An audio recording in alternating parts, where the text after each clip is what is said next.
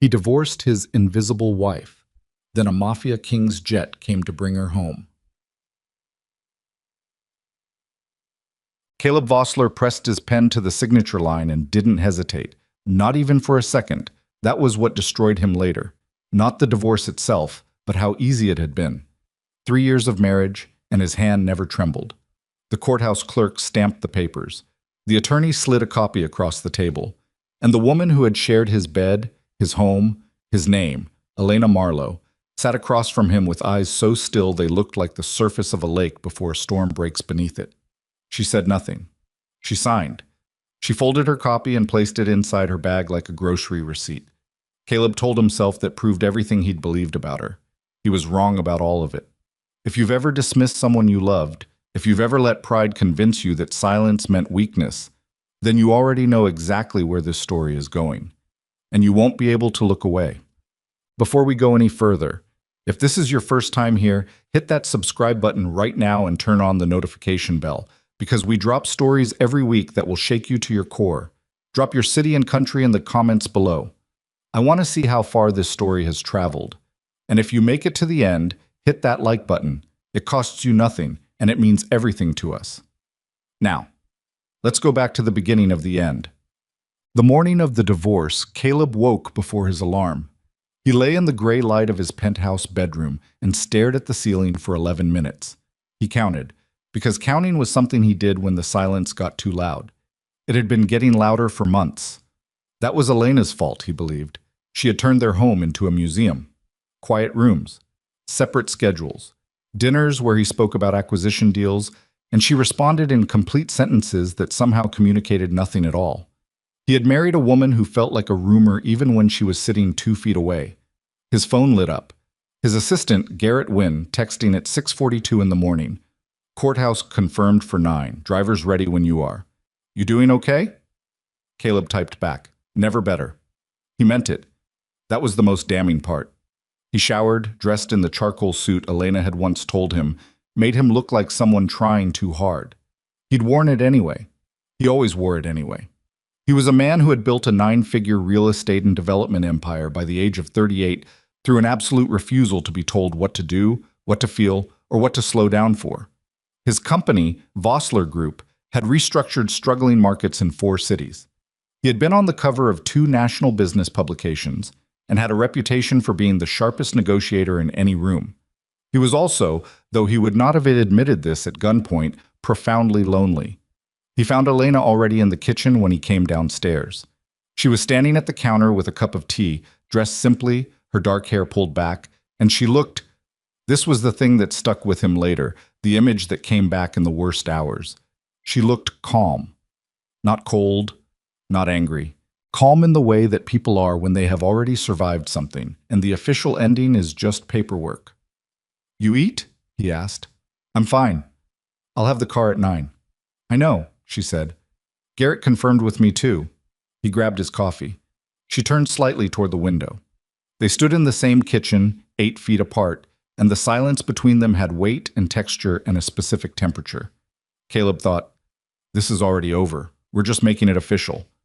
Elena thought something too, but she kept it behind her teeth, where she had kept almost everything for 3 years.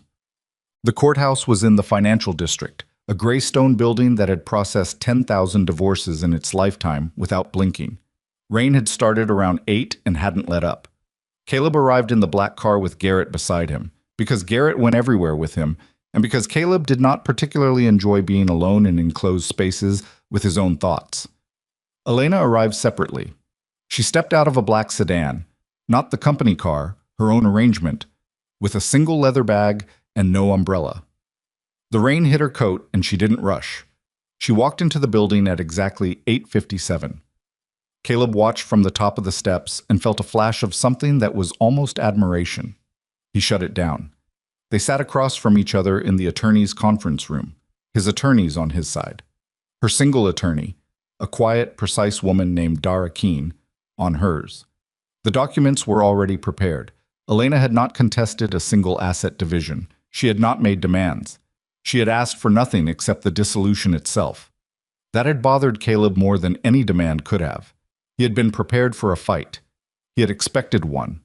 He had wanted one, if he was honest, because a fight would have proven that the marriage meant something to her, that he had meant something, that the silence had been a choice and not a symptom of complete emotional vacancy. She gave him nothing to push against. The signing took less than 20 minutes. When it was done, Elena stood, buttoned her coat, shook Darakeen's hand, and nodded once toward Caleb. Not cold, not warm, just acknowledging, and walked out of the room. Caleb leaned back in his chair. Garrett clapped him on the shoulder once, awkward and well-meaning. "Clean break," Garrett said. "Yeah," Caleb said. Then the sound hit them. Fire. It was not subtle. The roar of jet engines low over the city, close enough that the conference room windows vibrated and the pendant lights swayed on their fixtures. People in the building stopped talking. Someone down the hall said something sharp and alarmed. Caleb went to the window.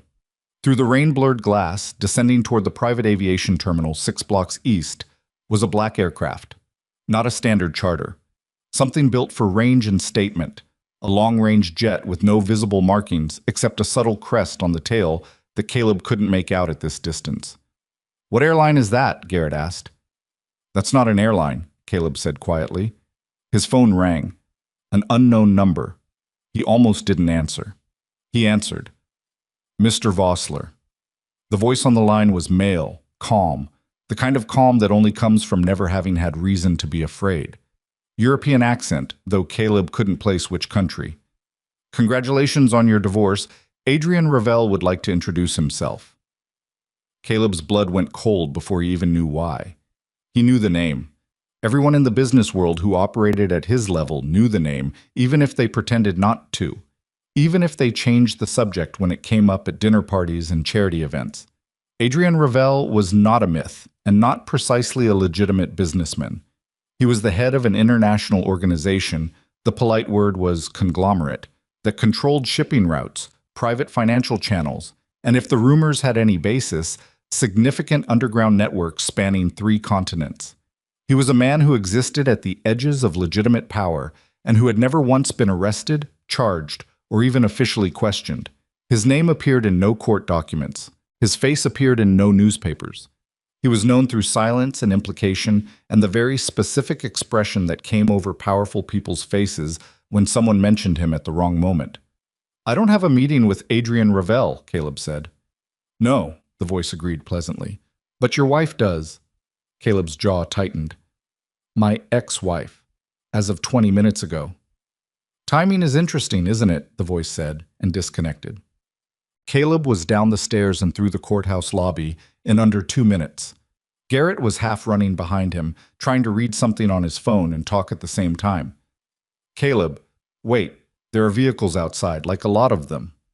The front doors of the courthouse opened onto the granite steps and the rain-soaked plaza, and Caleb stopped. There were 14 vehicles that he could count immediately. Black SUVs and sedans, arranged in a configuration that was not parking. It was positioning. 12 men stood in the rain without umbrellas, in dark coats, positioned at intervals around the courthouse entrance, along the steps, flanking the main walkway. They were not uniformed. They were not visibly armed, though Caleb understood with a physical certainty that this was a formality of appearances only. They were not looking at him. They were watching the doors, waiting. Elena came through those doors 30 seconds after Caleb did. She stopped when she saw the vehicles. She stopped when she saw the men. And then something happened that Caleb had never witnessed in 3 years of living beside her. Her composure cracked. Just for a moment, 3 seconds, maybe 4. Her face opened into something that was equal parts grief and relief, as though she had been waiting for a verdict on something and had finally heard it. Then she collected herself. She straightened her shoulders. At the center of the plaza, stepping out from the lead vehicle with no visible hurry, was a man Caleb estimated at early 50s, lean and deliberate in his movements, wearing a coat that had not been purchased in this country. Gray at his temples, eyes that did something unusual. They moved across the entire space before landing on Elena, cataloging everything first. Adrian Ravel crossed the rain-wet plaza and stopped in front of Elena Marlowe. He said nothing for a moment. He looked at her with an expression that Caleb had no vocabulary for because it was not romantic and it was not purely protective and it was not simply relief. It was the expression of a man who had been responsible for something irreplaceable and had been living for years with the specific weight of that responsibility. You didn't call, Adrian said. I handled it, Elena said. You've been handling it for 3 years alone. I'm fine. Elena. His voice didn't rise. It didn't need to. The Hartwell people know who you are. That changed 4 days ago. You understand what that means. The color left her face. Not dramatics. Genuinely, visibly, the blood went somewhere else. How? We'll talk on the plane. She didn't move immediately. She stood in the rain and she looked, and Caleb was 10 steps away watching this happen in real time, soaked through his charcoal suit, invisible to everyone present. She looked like a woman who had just had the wall she'd spent 3 years building come down all at once. Okay, she said. Quiet. Just that. And then she walked toward the lead vehicle. She was almost at the door when Caleb's voice came out of him. He hadn't planned it. He had not decided to speak. It just happened, the way things happen when something in you overrides the part that calculates consequences. Elena. She stopped. She turned. She looked at him directly for the first time all morning, really looked, not the courthouse room neutral distance, and the look on her face was something he would spend the next several weeks trying to correctly identify. Not anger, not sadness. Something more specific than either. Go home, Caleb, she said. You're free now. That's what you wanted. She got into the vehicle. The door closed. 14 cars moved in quiet, coordinated sequence, and in 45 seconds, the plaza was empty, except for Caleb Vossler standing in the rain and his assistant Garrett, who had the good instincts to say absolutely nothing. Wow. Caleb went back to the office. This was, in retrospect, a remarkable act of self-delusion. The idea that there was work to return to, that the morning could simply continue, that the sight of his ex-wife being escorted away by a mafia king's private security detail was something he could file under her problem and move forward. He lasted 4 hours. He sat in his corner office on the 23rd floor with his city visible through floor-to-ceiling glass, and he stared at a contract for a mixed-use development in the Harbor District that he'd been negotiating for 6 weeks, and he read the same paragraph 11 times without retaining a single word. Elena had not contested the divorce. She had asked for nothing. She had been alone in his house for 3 years because he was traveling or at events or simply working late, always working late, and she had said very little, and he had interpreted that silence as emotional unavailability, as indifference, as evidence that she was exactly what his mother had called her at Christmas 2 years ago, a cold, strange woman who had no real feeling for anyone. Adrian Ravel had flown a private jet to the city the same morning as the divorce, not the same week, not by coincidence of scheduling, the same morning. Caleb pulled his laptop close and typed the name. He had done this before him, everyone did it, and arrived at the usual results. Financial news references that were carefully vague, 2 think pieces about international shadow economies that mentioned him without confirming anything, a photograph from a European charity event 4 years ago that showed a man with gray temples and very still eyes at the periphery of a crowd. He searched Elena's family name, Marlowe. He had never done this thoroughly before, which was now striking him as a significant personal failure. He'd known she came from money that had been lost. Her parents were dead. She had a distant family connection to some kind of private investment legacy that had dissolved years ago, and she'd never pressed the subject. He found something he hadn't noticed before, a footnote in a corporate restructuring document filed in a European court 6 years ago, a reference to a trust controlled by a holding company. The holding company's ultimate beneficiary listed as a minor at the time of filing, identified only by initials. EM. The document was 22 pages long and Caleb read all of them. By the time he finished, his coffee was cold, the city lights had come on outside his windows, and his hands were absolutely steady because he was in a state of focused dread that had bypassed fear and arrived somewhere on the other side of it. Elena Marlowe was not a woman with a dissolved inheritance. She was the protected beneficiary of a private financial legacy that, conservatively, based on the numbers referenced in this one document, represented hundreds of millions in assets that had been placed in protective trust, kept hidden, kept specifically hidden from parties who, the document's language implied without naming, had been attempting to access or control those assets. And someone had been hunting her, not metaphorically. Someone had been hunting Elena Marlowe, and she had walked into Caleb's life and stayed quiet and stayed small and allowed him to believe she was nothing because being nothing was the only way to stay invisible, and being invisible had kept her alive. Caleb sat with this for a long time. Then he picked up his phone and called Garrett. "I need everything you can find on a holding company called—" He rattled off the name from the document. "And I need the name of whoever inside this company has been managing our residential property acquisitions in the North Corridor for the last 4 years." Garrett paused. "That's Marcus Hale's division." "I know whose division it is," Caleb said. "Get me everything." "Caleb, what's going on?" Caleb stood up from his desk and looked at the city through the glass. The rain had stopped. The lights were sharp and clear, and the whole city looked rinsed clean. "I made a mistake," he said. "A very large, very specific mistake, and I'm going to need to understand exactly how large it was before I decide what to do about it." He hung up. He stood at the window for another minute. Elena had looked at him in the rain and said, "Go home, Caleb. You're free now. That's what you wanted." And the most unsettling thing, the thing he could not put down, was that she hadn't said it with bitterness. She'd said it like a woman who had expected exactly this outcome and had planned around it, the way you plan around weather, the way you accept what you cannot change. He had been the variable she'd accounted for. He had been the man she'd protected without telling him she was doing it. And he had signed the papers and let her walk out the door. He moved back to his desk. He pulled up Marcus Hale's personnel file. He opened the financial records for the North Corridor division. He cross-referenced 3 years of acquisition documentation against the holding company name from Elena's trust document. The first match appeared in 11 minutes, the second in 20. By the time he reached the 7th direct connection between Marcus Hale's acquisition decisions and entities linked to Elena's family legacy, Caleb's expression had gone very still and very focused in a way that his competitors recognized and his employees dreaded. He was not angry yet.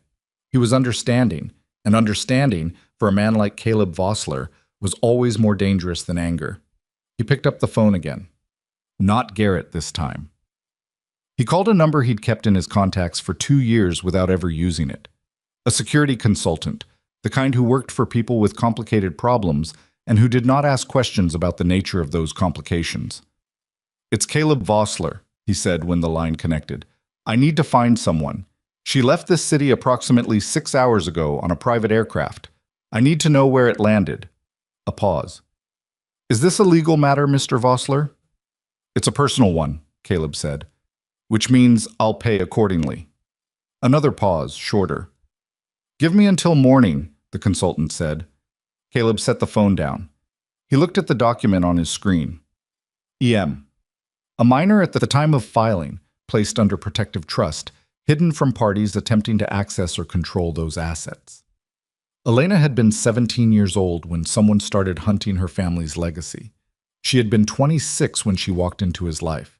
She had been 29 when she had allowed Caleb Vossler, who was supposed to be intelligent, who was supposed to be perceptive, who had built a 9-figure empire on reading people and situations correctly, to divorce her in a courthouse while a man who had been protecting her since childhood flew across the world to make sure she survived what came next. Caleb pressed 2 fingers to his eyes.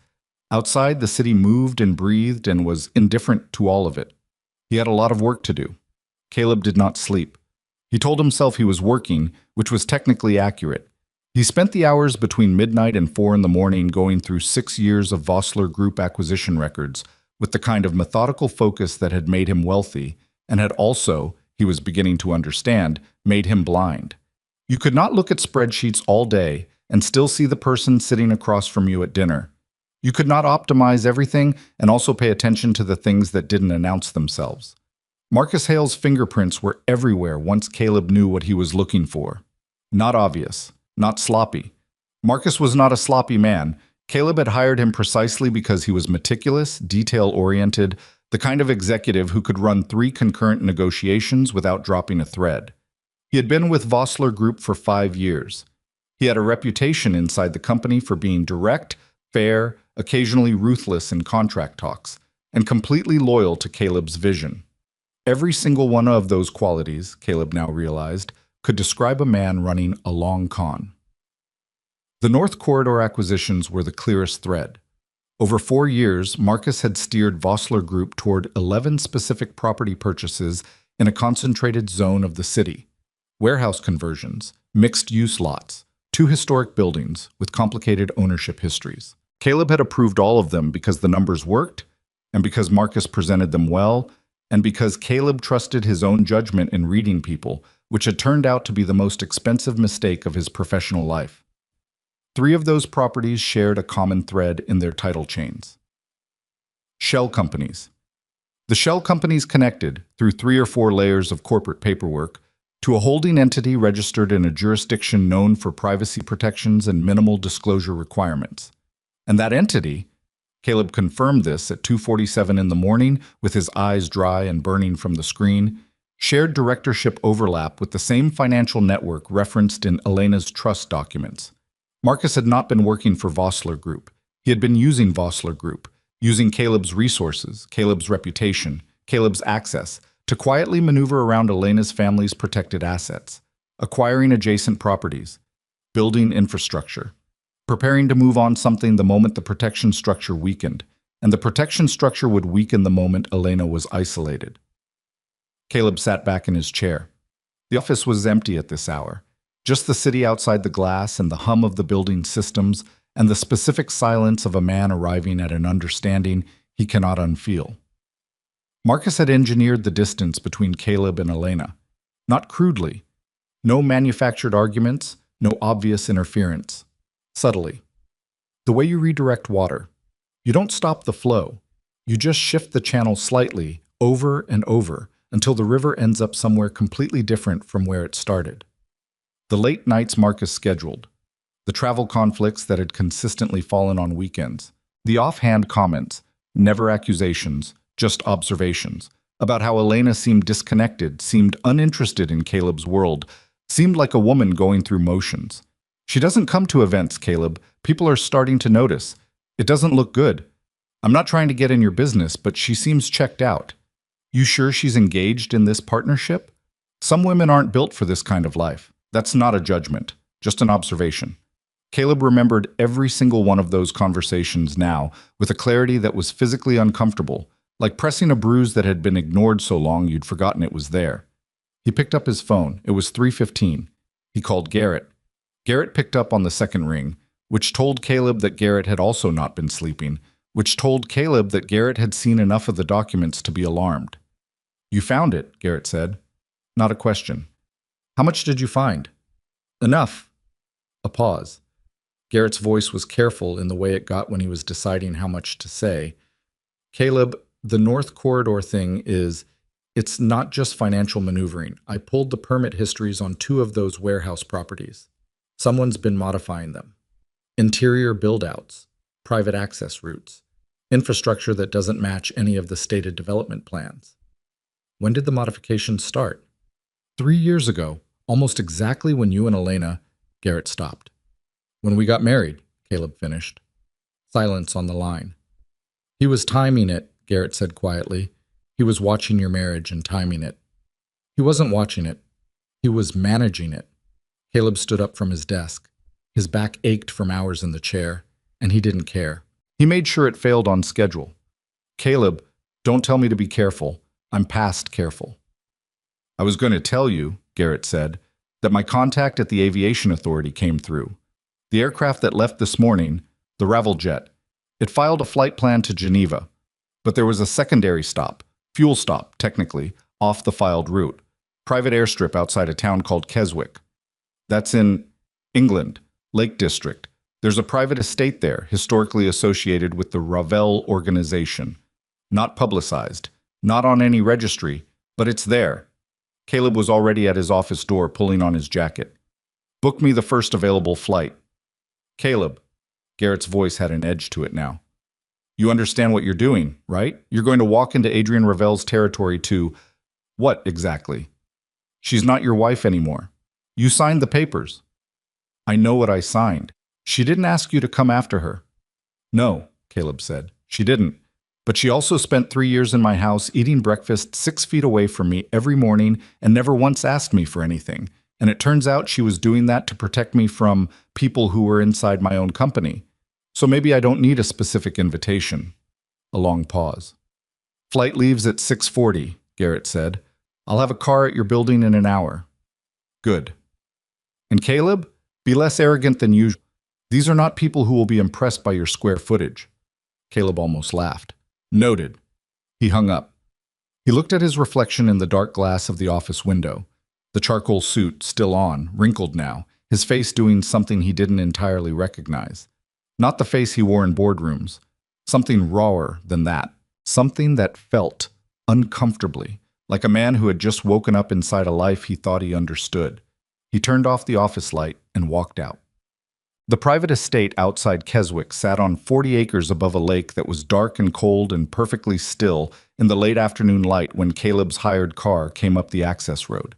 He had slept 3 hours on the plane, which was not enough, and had spent the remaining 2 hours reading everything publicly available on Adrian Ravel, which amounted to very little of substance and a great deal of implication.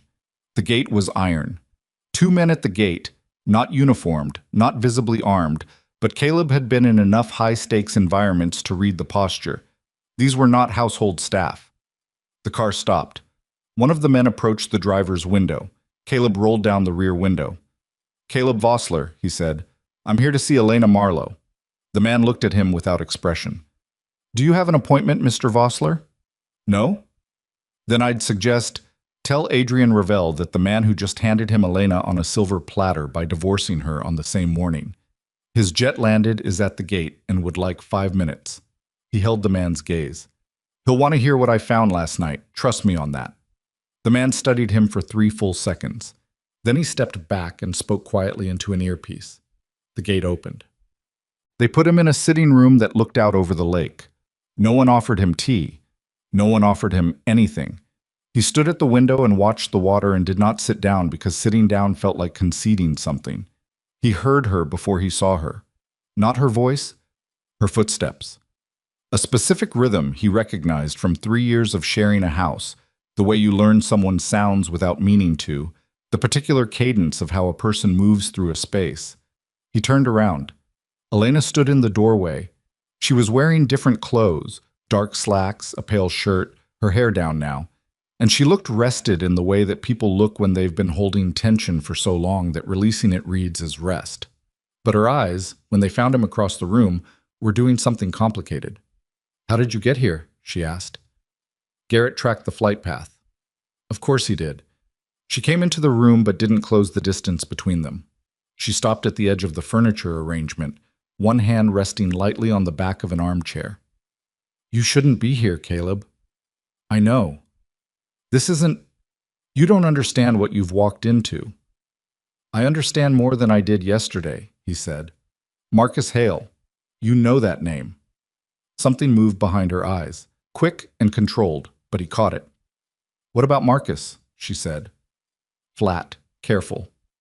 "He's been using my company for 4 years to build infrastructure around your family's trust assets. He's been running a play to isolate you, time the collapse of our marriage, and move the moment your protection structure dropped." He watched her face. "You knew. You already knew." She said nothing. "Elena, don't." Her voice came out harder than she intended. He saw her adjust, recalibrate. "Don't say my name like you've earned something just because you finally read the documents I couldn't show you." "Why couldn't you show me?" "Because you wouldn't have believed me." The words hit the air between them cleanly, with no particular heat, which made them worse. "You had known Marcus for 3 years before we got married. He was your guy, your trusted executive, your inner circle. If I'd come to you and said Marcus Hale is working against us, do you know what you would have done?"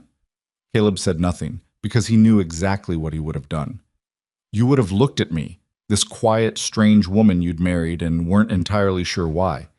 And you would have decided I was paranoid, or jealous of his access to you, or simply wrong." She tilted her head slightly. "Am I incorrect?" The room was very quiet. "No," Caleb said. "You're not incorrect." She exhaled. It wasn't a sigh. It was a release of something she'd been holding for a very long time and was now allowing herself to put down in this specific moment, in this room, in front of him. "I found out about Marcus 8 months into our marriage," she said. "I was going through some financial disclosures, not Vossler Group's, my family's archive material that Adrian had sent me through secure channels.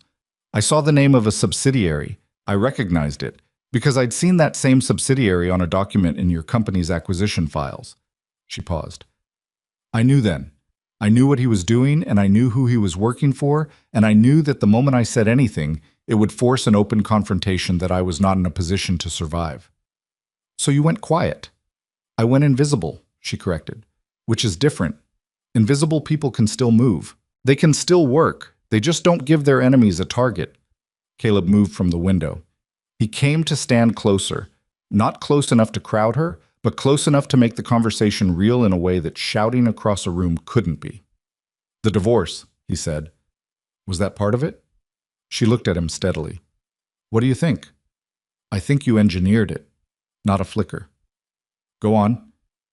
I think you let me believe you were checked out, distant, uninterested, because a man convinced his wife doesn't care about him will eventually convince himself to leave, and a man who leaves on his own initiative doesn't look like a man who was manipulated into leaving. He held her gaze. You needed the divorce to look clean, uncontested, nothing that would trigger scrutiny, because if Marcus was watching, and he was watching, a messy divorce would have raised questions. A clean one looked like confirmation, like you were done, diminished, unprotected.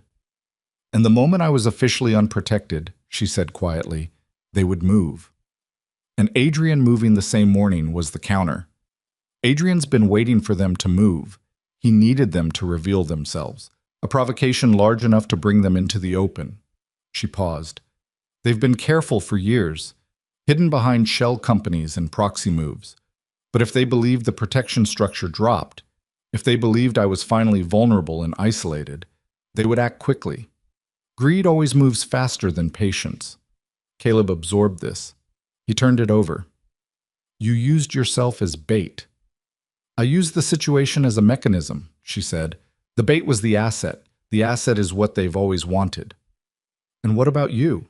His voice came out quieter than he intended. Did it matter to you at all? 3 years. You could have told me. You could have... Caleb. Her voice was not unkind. That was somehow harder than unkindness would have been. I need you to hear this clearly. I did not choose to marry you as a strategy. That is not what happened. But I did choose to stay quiet about the danger because telling you would have meant trusting you with something that could have gotten you killed. And I had no evidence that you would have chosen differently than I assumed you would. You didn't trust me. You gave me very little material to work with. The words weren't cruel. They were accurate. And accurate words from someone you've wronged land differently than cruelty does. They sit still in the room instead of dissolving. The door opened. Adrian Ravel came in without knocking, which in his own house was his absolute prerogative, and he looked between Elena and Caleb with the assessment of a man who has spent his life reading rooms quickly and accurately. Mr. Vossler, he said, not unfriendly, not warm. You've had time. I found information, Caleb said, about Marcus Hale and the Vossler Group properties. There are 7 direct links between his acquisition decisions and the entities targeting Elena's trust. I have the documentation. Adrian looked at Elena. He found it in one night, she said. Something in her voice that was not quite pride, but was in the same neighborhood. What do you want, Mr. Vossler? Adrian asked. Specifically. I want to fix what I broke, Caleb said, and I want to understand who I've been working beside for 5 years while he was running a play against my family. The word family landed in the room. He heard it after it left his mouth. He didn't walk it back. Adrian studied him for a long moment. The man had a quality that Caleb recognized from his own most effective business negotiations. He asked the same question 3 times in different ways inside his own head before accepting any answer. He was doing that now. Sit down, Mr. Vossler, Adrian said finally. There are things you need to know, and some of them are going to be difficult to hear. Caleb sat down. Elena moved to the chair she'd been standing behind and sat down too, but not the way people sit when they're about to receive information. The way people sit when they've been carrying the information alone for a long time and are about to share the weight. Adrian did not soften what he told Caleb. He went through it in the systematic way of a man who deals in facts as a matter of operational survival. Elena's family, the Marlowe line on her mother's side, had controlled a private financial trust built over 3 generations, primarily through legitimate private investment and some historically gray area asset management that had been fully legitimized by the time Elena was born. The trust was structured to pass to Elena upon her 25th birthday, at which point it would become fully active under her management, It never activated. Because 6 months before Elena's 25th birthday, the people who wanted control of those assets, the network that Marcus Hale now represented, had made their first move. Elena's parents had died in what was recorded as a vehicle accident. Adrian's voice didn't change when he said this. Elena's face didn't either, which told Caleb that this particular wound had been dealt with, if not healed. She was 24, Adrian said. I had known her since she was 12. I was a business associate of her father's, and when he died, I made a choice to protect her. Not a clean or simple choice, the kind of choice that has costs. He paused. She went into a kind of managed disappearance. New name registered through legitimate channels. The trust went into an extended protective structure that required her active identification to unlock. As long as she remained technically unlocatable to the network, the asset stayed frozen. But they found her, Caleb said. They found the edges of her, Adrian said. They knew she was in this city. They didn't know her current identity or her location specifically.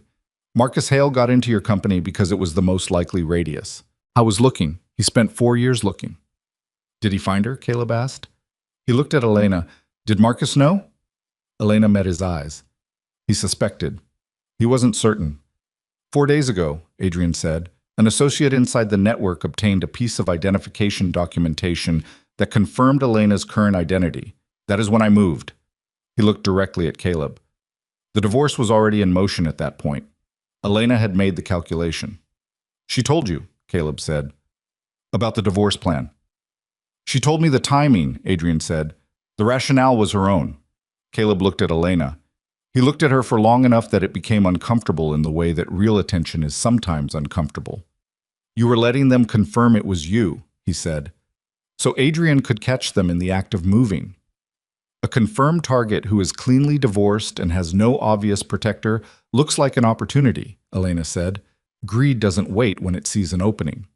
And if they moved, you could identify them, out in the open, committed to an action. Evidence, she said, not suspicion, not corporate paper trails, actual evidence of intent and action, the kind that ends organizations rather than just inconveniences them.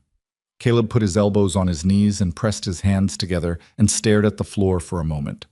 The full architecture of it was assembling in his mind, and it was both brilliant and devastating in equal measure. She had allowed him to divorce her.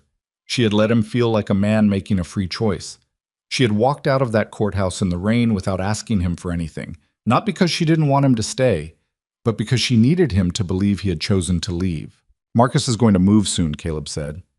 Within the week, Adrian confirmed. Now that the divorce is confirmed and Elena's location appears to have changed, the network will accelerate. They believe she's in transition, vulnerable. What are they going to do?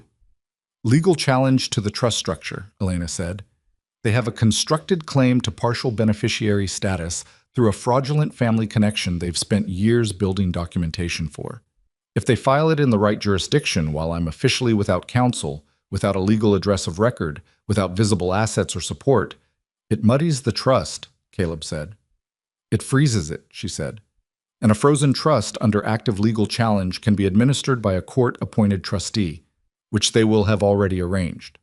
It was elegant and horrible, the way the worst things often are. What do you need? Caleb asked. Adrian and Elena looked at each other with the specific economy of people who have communicated in shorthand for years. The properties, Adrian said. The 7 Vossler Group properties Marcus connected to the network. 3 of them are being used as operational infrastructure. If we can document what's inside those buildings, what's being staged there, it establishes the criminal intent that tips this from a civil trust dispute into something the right authorities cannot ignore. I can get you into those buildings, Caleb said. They're my properties. They're currently under Marcus's operational authority within your company, Elena said carefully. He works for me, Caleb said. He has always worked for me. He just forgot that for a while. His jaw tightened.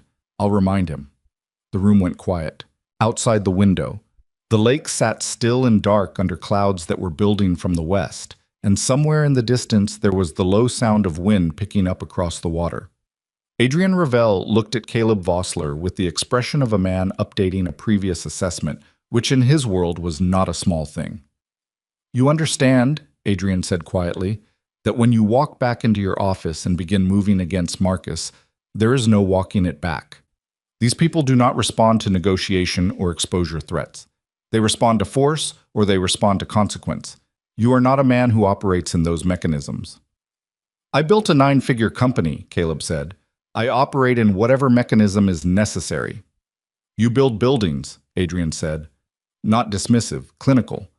This is different. Then teach me the difference, Caleb said, and let me be useful.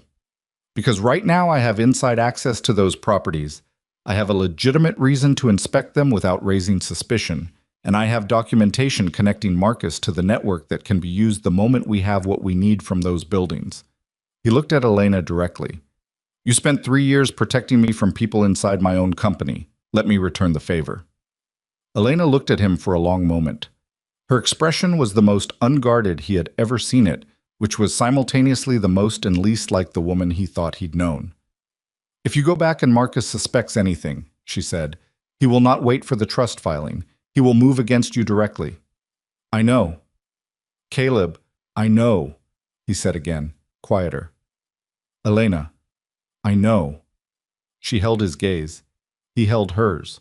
Outside, the first sound of rain starting up again, a quiet percussion against the stone window sills. And in that room, something shifted that could not be unshifted, and the man who had signed his name without hesitating that morning. And the courthouse understood with complete clarity that he had just stepped through a door that had no handle on the other side. Caleb flew back alone. Adrian had offered resources, a driver, a secure communication line, a contact name he could use if things moved faster than expected. He had accepted the communication line and declined everything else, because arriving at his own company with Adrian Ravel's people around him would have told Marcus everything before Caleb had the chance to tell him nothing. The flight was 2 hours. He spent the first hour going over the property documents again on his laptop, memorizing the specific layout of the 3 warehouse buildings Adrian had flagged, mapping the access routes he knew from the original acquisition walkthroughs. He spent the second hour sitting very still with his hands flat on the tray table, thinking about Elena's face when she'd said, I know what I signed, and then immediately corrected herself because it had been him who said that. And for a moment she had spoken as though the two of them were the same person navigating the same problem. Maybe they had always been navigating the same problem, just from opposite ends of it, in rooms the other couldn't see into. He landed at 7 in the morning. He did not go home. He went directly to the office. Marcus Hale arrived at Vossler Group at 8:45, which was his standard time, and he came through the lobby with the unhurried confidence of a man who believes his position is secure. He was 51, broad-shouldered, with the kind of face that read as trustworthy in photographs and in person. Open, slightly weathered, the face of a man who appeared to have nothing to hide precisely because he had spent years practicing how that face was supposed to look. Caleb was already at his desk when Marcus came up to the executive floor. He had arranged this deliberately. Sitting, jacket on, documents visible but not prominent, coffee untouched on the corner of the desk. A man already deep in his morning, unbothered. Marcus knocked on the open door. You're in early. Thought you'd take a day. Why would I take a day? After yesterday, the signing. Marcus came into the office and sat in the chair across from Caleb's desk without being invited, which was something he had always done, and which Caleb had always permitted because he'd read it as the comfort of someone with a long-established working relationship. He was reading it differently now. How are you holding up? I'm fine, Caleb said. Clean break, like Garrett said. Good. Marcus nodded, the practiced nod of a man performing genuine concern. She wasn't right for you. I know that's not what you want to hear the morning after, but I actually wanted to talk to you about the North Corridor properties, Caleb said. Easy. Transactional. I was looking at the Harmon Street warehouse last night, and I want to do a site walk this week. There are some structural questions I want to resolve before we move to the next phase. A very brief pause. A half-second that Caleb felt in his chest like a single drop of cold water. Sure, Marcus said. I can set that up. Which day works for you? Thursday, early morning, before the site crew gets in. I want to walk it quiet. Thursday morning, Marcus repeated. He was holding his expression perfectly, which was the tell. A man with nothing to hide doesn't have to hold anything. I'll have it arranged. Good. Caleb looked back at his screen. Green. That's all I needed. Marcus stood. He He moved toward the door with the same unhurried ease and stopped in the frame, and Caleb felt without looking up that he was being assessed. A quick, careful reading. "Anything else going on?" Marcus asked. "Nothing that can't wait," Caleb said. Marcus left. Caleb waited 90 seconds. Then he picked up his phone and sent a single text to the secure line Adrian's people had set up. "He's been notified. Clock starts now." The response came back in 4 minutes. "Understood. We have eyes on the Harmon Street property. There was movement there last night. Equipment being moved in. They may already be accelerating." Caleb read the message twice. Then he called Garrett into his office, closed the door, and told him everything.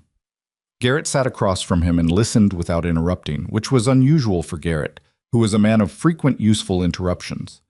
When Caleb finished, Garrett was quiet for a moment that stretched long enough to have texture. "You went to England," Garrett said. "Yes." "You went to Adrian Ravel's estate in England and had a sit-down meeting." "That's accurate." "And now you're going to walk into a warehouse that a criminal network has been using as operational infrastructure and document what's inside." Garrett's voice was very level. "Using your legitimate property access as cover." "Also accurate." "And you didn't think to mention any of this to me before you booked the flight." Caleb met his eyes. "I'm mentioning it now." Garrett pressed 2 fingers to his forehead. "Right, okay. So what do you need from me?" "I need you to pull every piece of documentation on Marcus's involvement in the North Corridor acquisitions and have it in a format that can be handed to the right people quickly. Not emailed. Physical copies in a secure location outside this building." "Done. What else?" "I need you to find out if Marcus has made any calls or sent any communications in the last 12 hours that he routed outside the company's standard channels." Caleb paused. "He has a secondary phone. I've seen it twice in the last year and didn't register it as significant at the time." Garrett's jaw tightened. "I know someone in IT security who owes me a conversation. Don't do anything that puts you in a compromised position." "Little late for that worry," Garrett said, and stood up. The next 48 hours moved with the particular slowness of hours that contain too much potential energy. Caleb went to meetings. He signed documents. He sat in a budget review on Tuesday afternoon and discussed Q3 projections while across the table.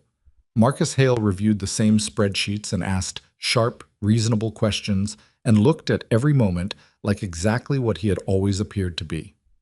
It was the most difficult professional performance of Caleb's life, and he had negotiated contracts under conditions that had made other men crack. Tuesday night, Garrett sent him a message. Secondary phone activity confirmed. 3 outgoing calls in the last 24 hours to a number registered to a logistics company in Frankfurt. The logistics company shares a registered director with one of the shell entities in your North Corridor documentation. Caleb read the message in his car outside his building and then sat with the engine running for several minutes in the dark. They were moving. Not at Thursday's timeline. Now. He called the secure line. One of Adrian's people picked up, a woman with a clipped, efficient voice who identified herself only as a coordinator. "The network is already in motion," Caleb said. "Marcus has been in contact with Frankfurt in the last 24 hours. If they're accelerating the trust filing, it could happen before Thursday." "We're aware," she said. "Adrian is in the city. He arrived this afternoon." Caleb hadn't expected that. "Does Elena know?" "Elena is with him." Something shifted in his chest. Relief, then something adjacent to fear, because if Adrian had brought Elena here, then the situation was moving faster than any of them had planned for. "What's happening?" he asked. "Mr. Ravel will contact you tomorrow morning," the coordinator said. "Please don't go to the Harmon Street property before then." "Why?" A pause that lasted exactly long enough to be concerning. "Because there are people in that building tonight who were not there yesterday, and they are not construction crew." The line went quiet. "I went to the property anyway." Not inside. He was not reckless enough for that. Or rather, he was, but he was also capable of overriding recklessness with the same precision he applied to everything else. He drove past the Harmon Street warehouse at 11:15 at night and slowed without stopping and looked. The building was dark from the outside. No visible light in the upper windows. The loading dock on the south side showed a truck backed up against it. A plain white truck with no visible markings. 2 men at the dock, moving something between the truck and the building's interior, both working without flashlights. which meant the interior was lit well enough to work by without needing additional light, which meant the building had been wired for power, not the standard construction phase temporary wiring that the project documents described, but something more permanent. He drove around the block and came back past the north face of the building. There was a second vehicle he hadn't seen from the other angle, a dark sedan parked without lights in the access alley. Someone in the driver's seat. He kept driving. He did not stop. He went home and he sat in his apartment and he thought about what kind of infrastructure requires that level of setup, that level of concealment, that level of people working at midnight. He thought about the 7 properties, the connected shell companies, the years of patient positioning. He thought about Elena at 24 years old, her parents newly dead, Adrian Ravel making a choice that had costs, his words, and the particular kind of silence that settles over a person who has learned to survive by becoming invisible. He did not sleep. Adrian called at 6. "Change of plan," he said. No preamble. Caleb sat up from the couch where he'd spent the night half horizontal with his shoes still on. What happened? The trust filing was submitted last night, not Thursday. Last night at 11:40 to a private commercial court in a jurisdiction where they have a sitting judge in their influence. Adrian's voice was controlled in the way that very dangerous men's voices are controlled when they are containing something that would be destructive if released. The judge granted an emergency freeze on the trust assets as of midnight. Caleb was on his feet. They moved early. They moved because they were warned. The sentence landed in the room like something physical. What do you mean, warned? Someone told them we were planning to move Thursday, Adrian said. Someone who knew Thursday was the timeline. Caleb's mind ran through every person who had known about Thursday. Adrian's team, Elena, Garrett, and himself. That's not possible, Caleb said. The only people who knew— I know who knew, Adrian said. That's why I'm calling you directly and not through the coordinator. The implication hit him like cold water. Not Garrett. He would not accept Garrett. He pushed the thought away and immediately pulled it back because a man who had already been wrong once about someone in his inner circle could not afford to dismiss the possibility a second time. Tell me what you know, Caleb said. The Frankfurt call from Marcus Hale's secondary phone on Tuesday night, Adrian said. We intercepted the content. Marcus told them that Caleb Vossler had made contact with our organization. He told them that Vossler was planning to access the Harmon Street property on Thursday morning. And he told them that Elena Marlowe was no longer under their radar, that she had active protection and an ally inside Vossler Group who had documentation. He knew, Caleb said. He knew I'd found out. He knew within 12 hours of your return from England. Caleb turned this over. The office visit Wednesday morning. The conversation about Thursday. Marcus sitting across from him with that perfectly held expression, and Caleb went back through the conversation with the specific clarity of a man replaying footage frame by frame. Marcus had asked, "Anything else going on?" He hadn't been performing concern.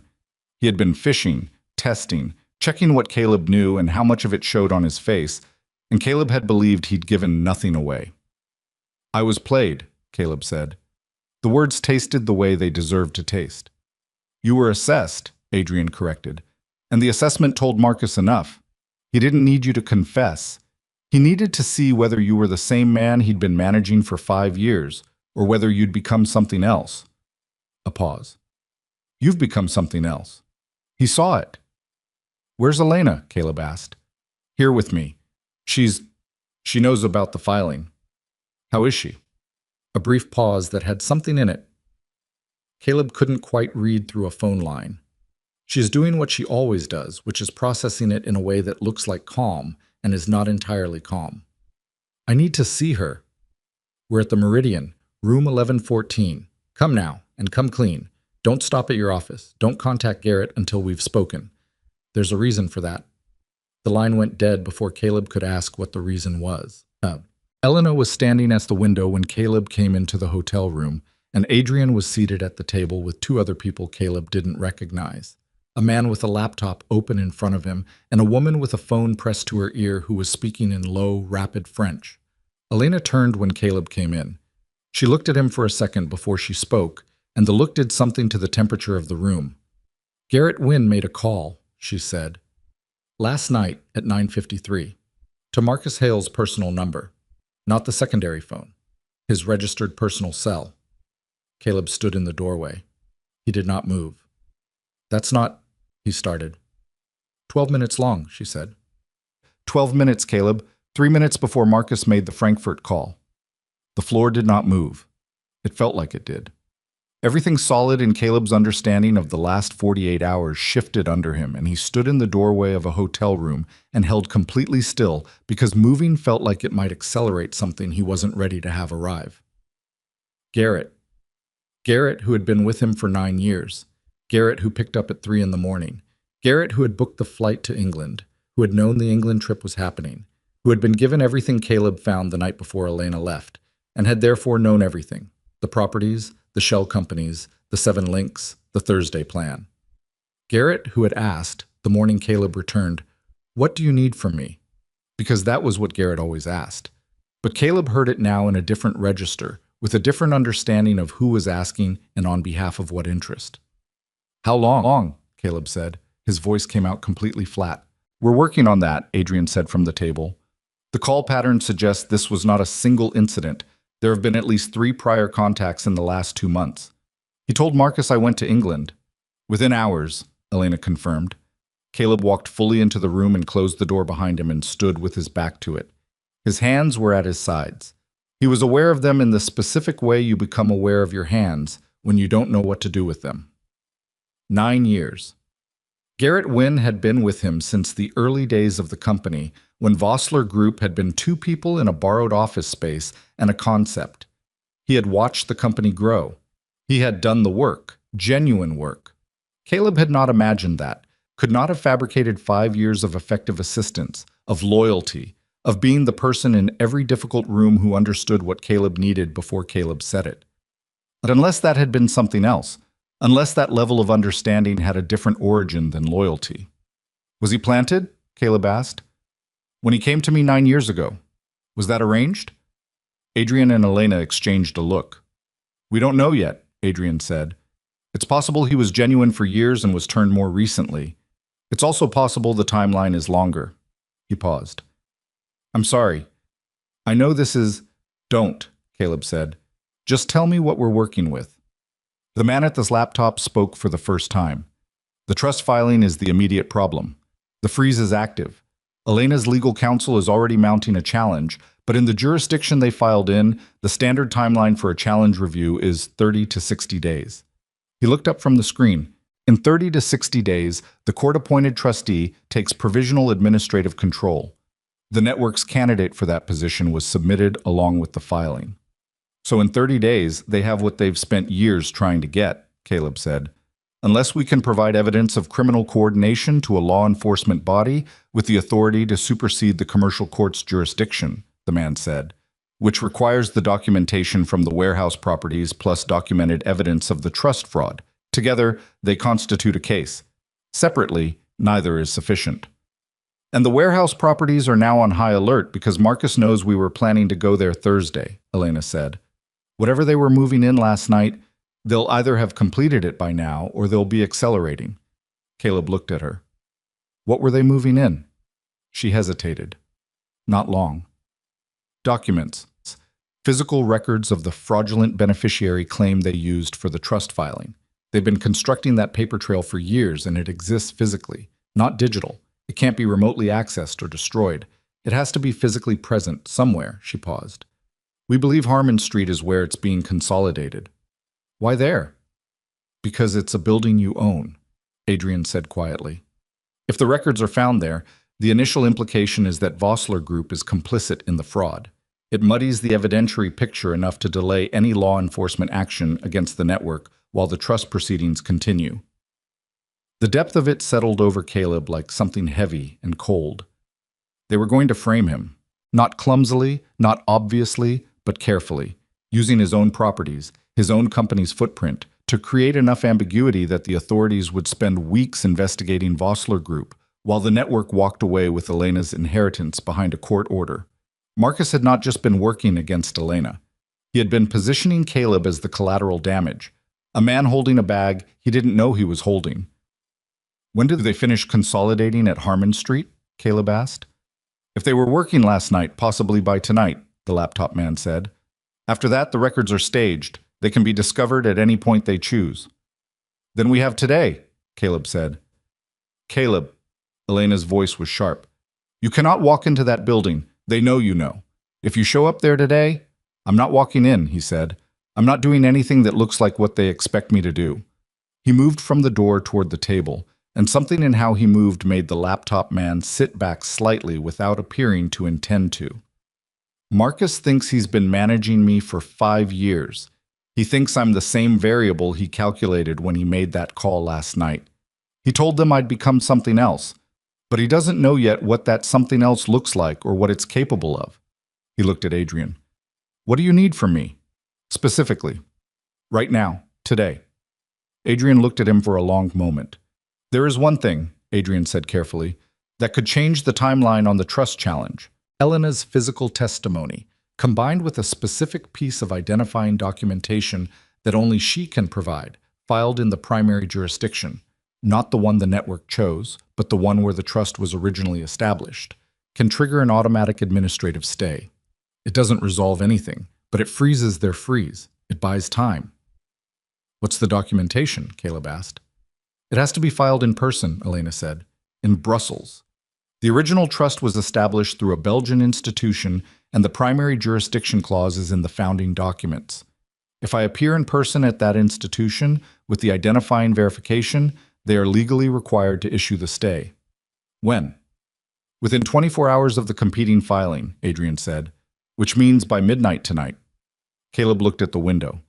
The city outside was gray and moving with the ordinary business of a Wednesday morning, entirely indifferent. How long is the flight to Brussels? With the right aircraft, 90 minutes, Adrian said.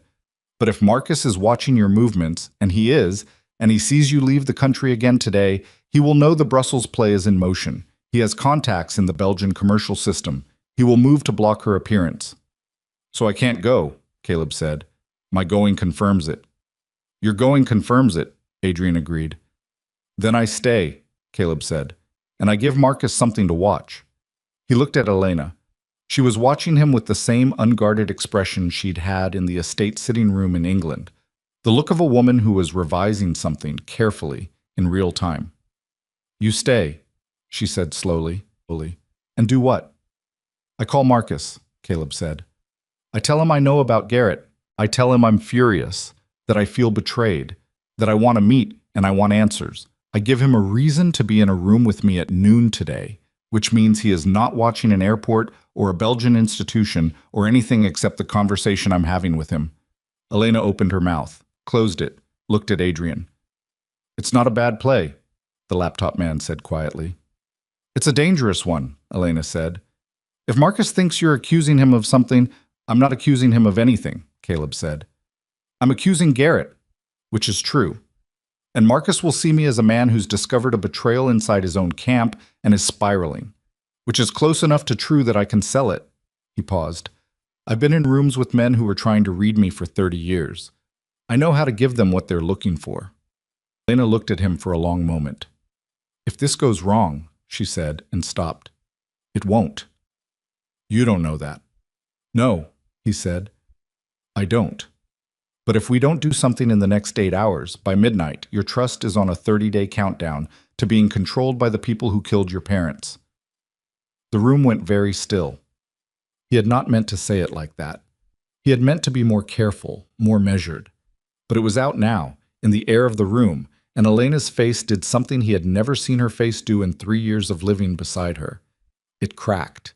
Not tears, not collapse. Something smaller and more fundamental than either of those. A flinching, a brief, involuntary exposure of the thing that lived underneath all the composure and the planning and the years of making herself invisible. The thing that was just a woman who had lost her parents at 24 and had been running ever since. She turned back toward the window. Caleb did not move toward her. He understood instinctively that this was not a moment she wanted to be touched. Adrian looked at Caleb with an expression that was new. Something between acknowledgement and warning. The look of a man who has been the primary protector of someone for a very long time and is recalibrating what that means. Make the call to Marcus, Adrian said quietly. We'll be in the air within the hour. Caleb pulled out his phone. His hands were steady. He did not understand why they were steady. By every measure, everything had just gotten significantly worse. He found Marcus Hale's contact in his phone and pressed call, and while it rang, he looked at the back of Elena's head at the window and the way she was holding her shoulders, very straight, very controlled, the way a person holds themselves when they are refusing to let their body do what it wants to do. Marcus picked up on the third ring. "Caleb," he said, warm, easy. "I need you to meet me," Caleb said. His voice came out exactly right, tight, wound up, the sound of a man trying to hold something together that is coming apart. "Somewhere private, not the office." A very brief pause. "Everything okay?" "No," Caleb said. "It's Garrett. I found something and I need to talk it through with someone I trust, and right now you're the only person I have." The silence on the line lasted exactly 2 seconds, and inside those 2 seconds Caleb felt, with every calibrated instinct he'd spent a career developing, the precise moment when Marcus Hale decided he had his man exactly where he wanted him. "Of course," Marcus said. "Whatever you need. I'm here."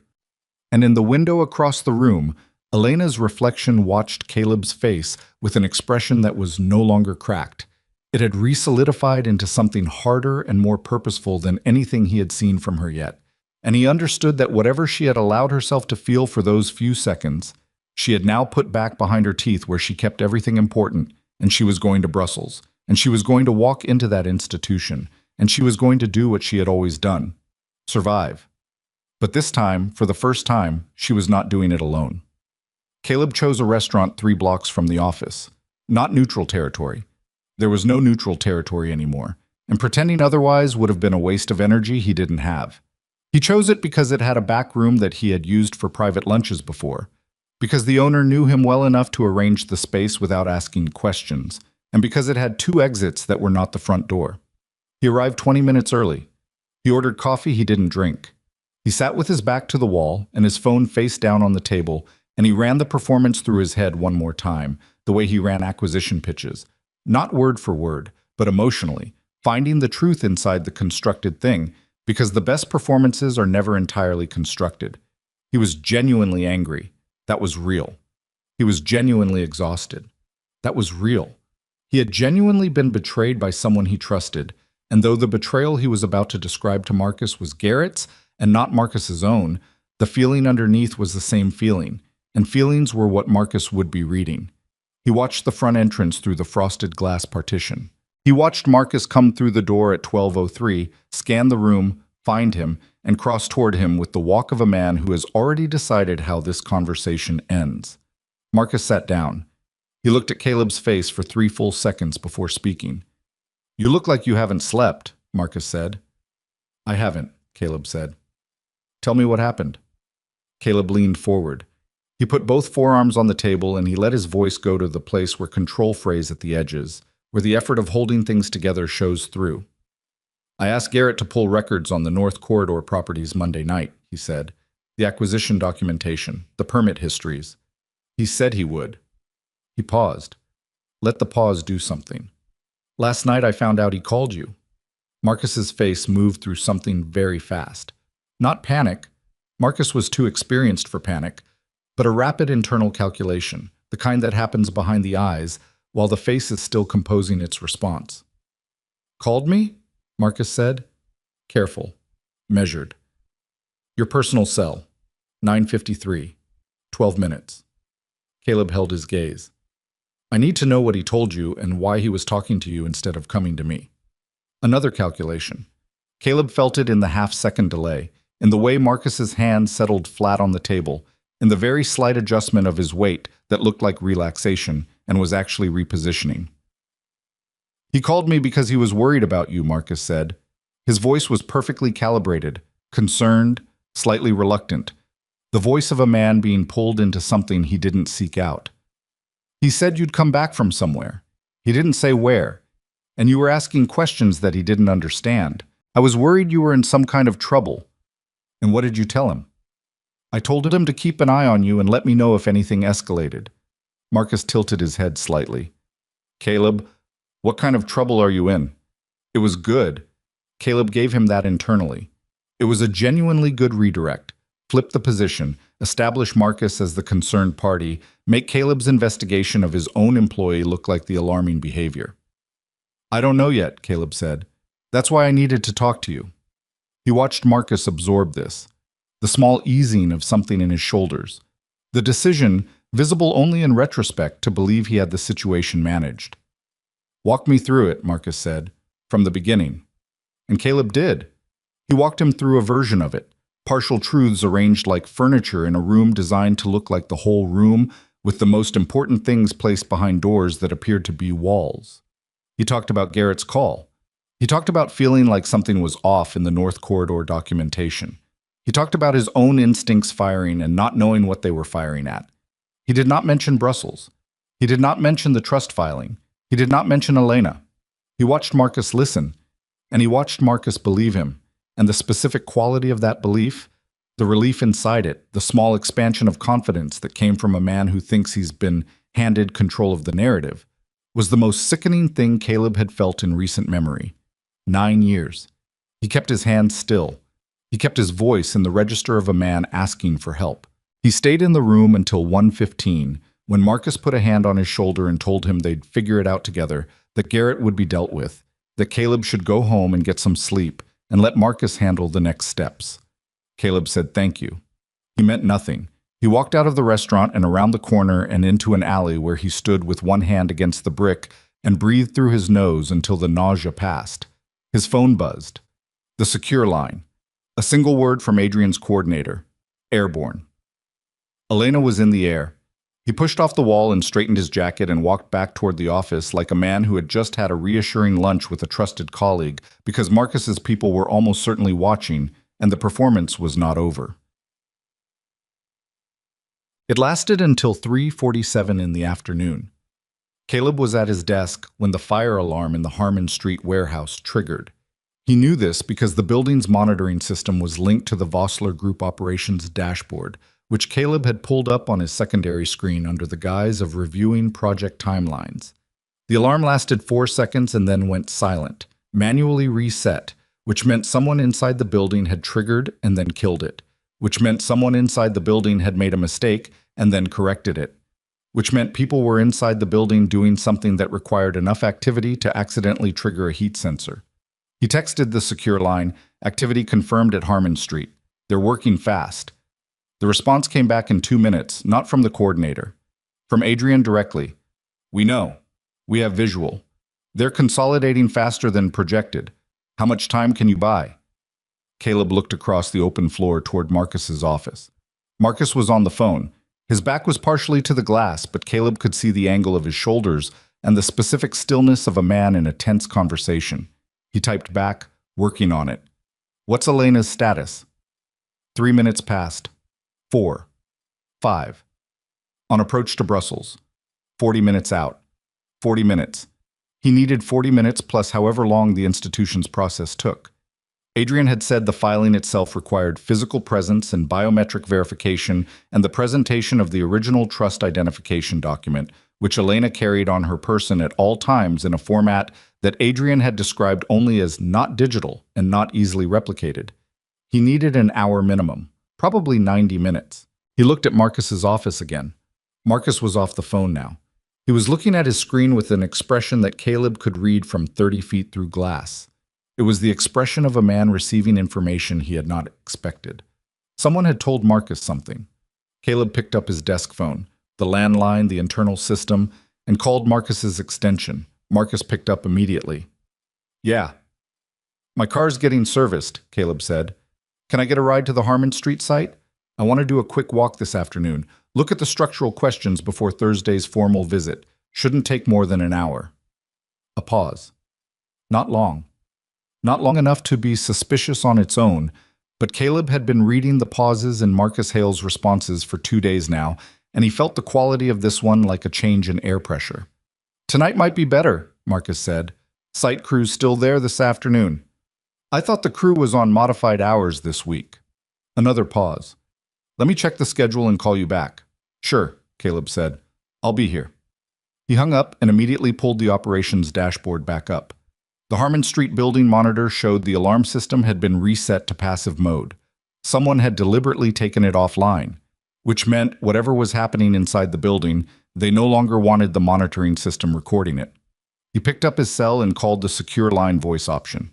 Adrian's coordinator picked up. "They've taken the building's alarm system offline," he said quietly.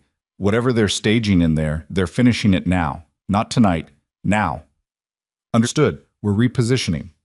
"How many people do you have on the building?" "Enough."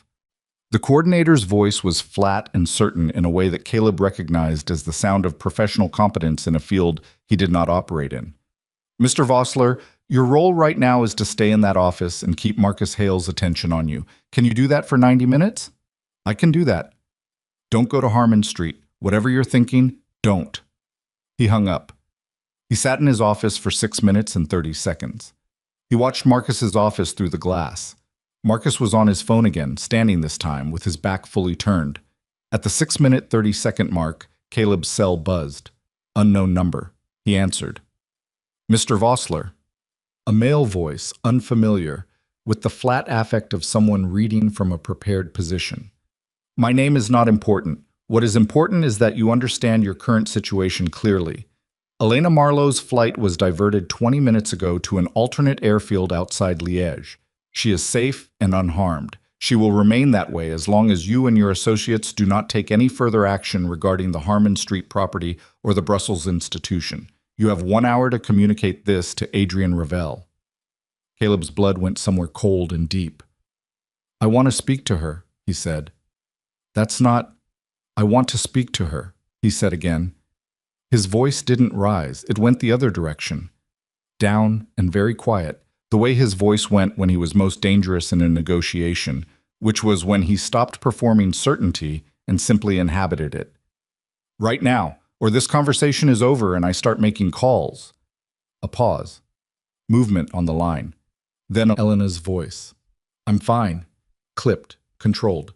He could hear the effort in the control. "Are you hurt?" "No?"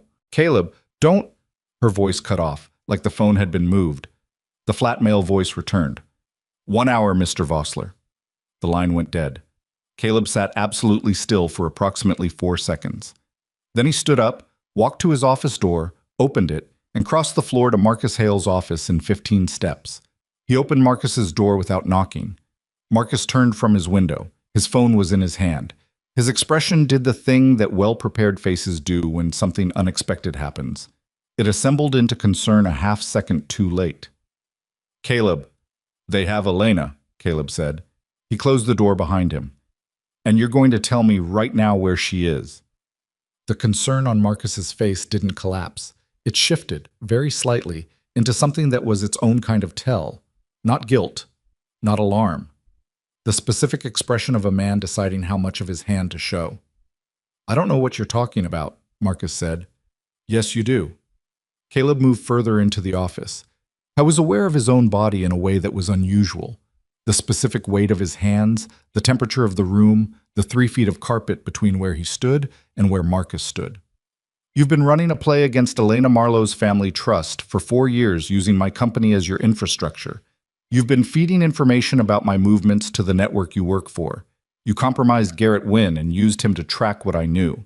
And an hour ago, your people diverted a private aircraft and took Elena off it." Marcus looked at him. The performance of concern was gone now. What replaced it was something considerably more honest and considerably less comfortable to be in a room with. "You've been busy," Marcus said.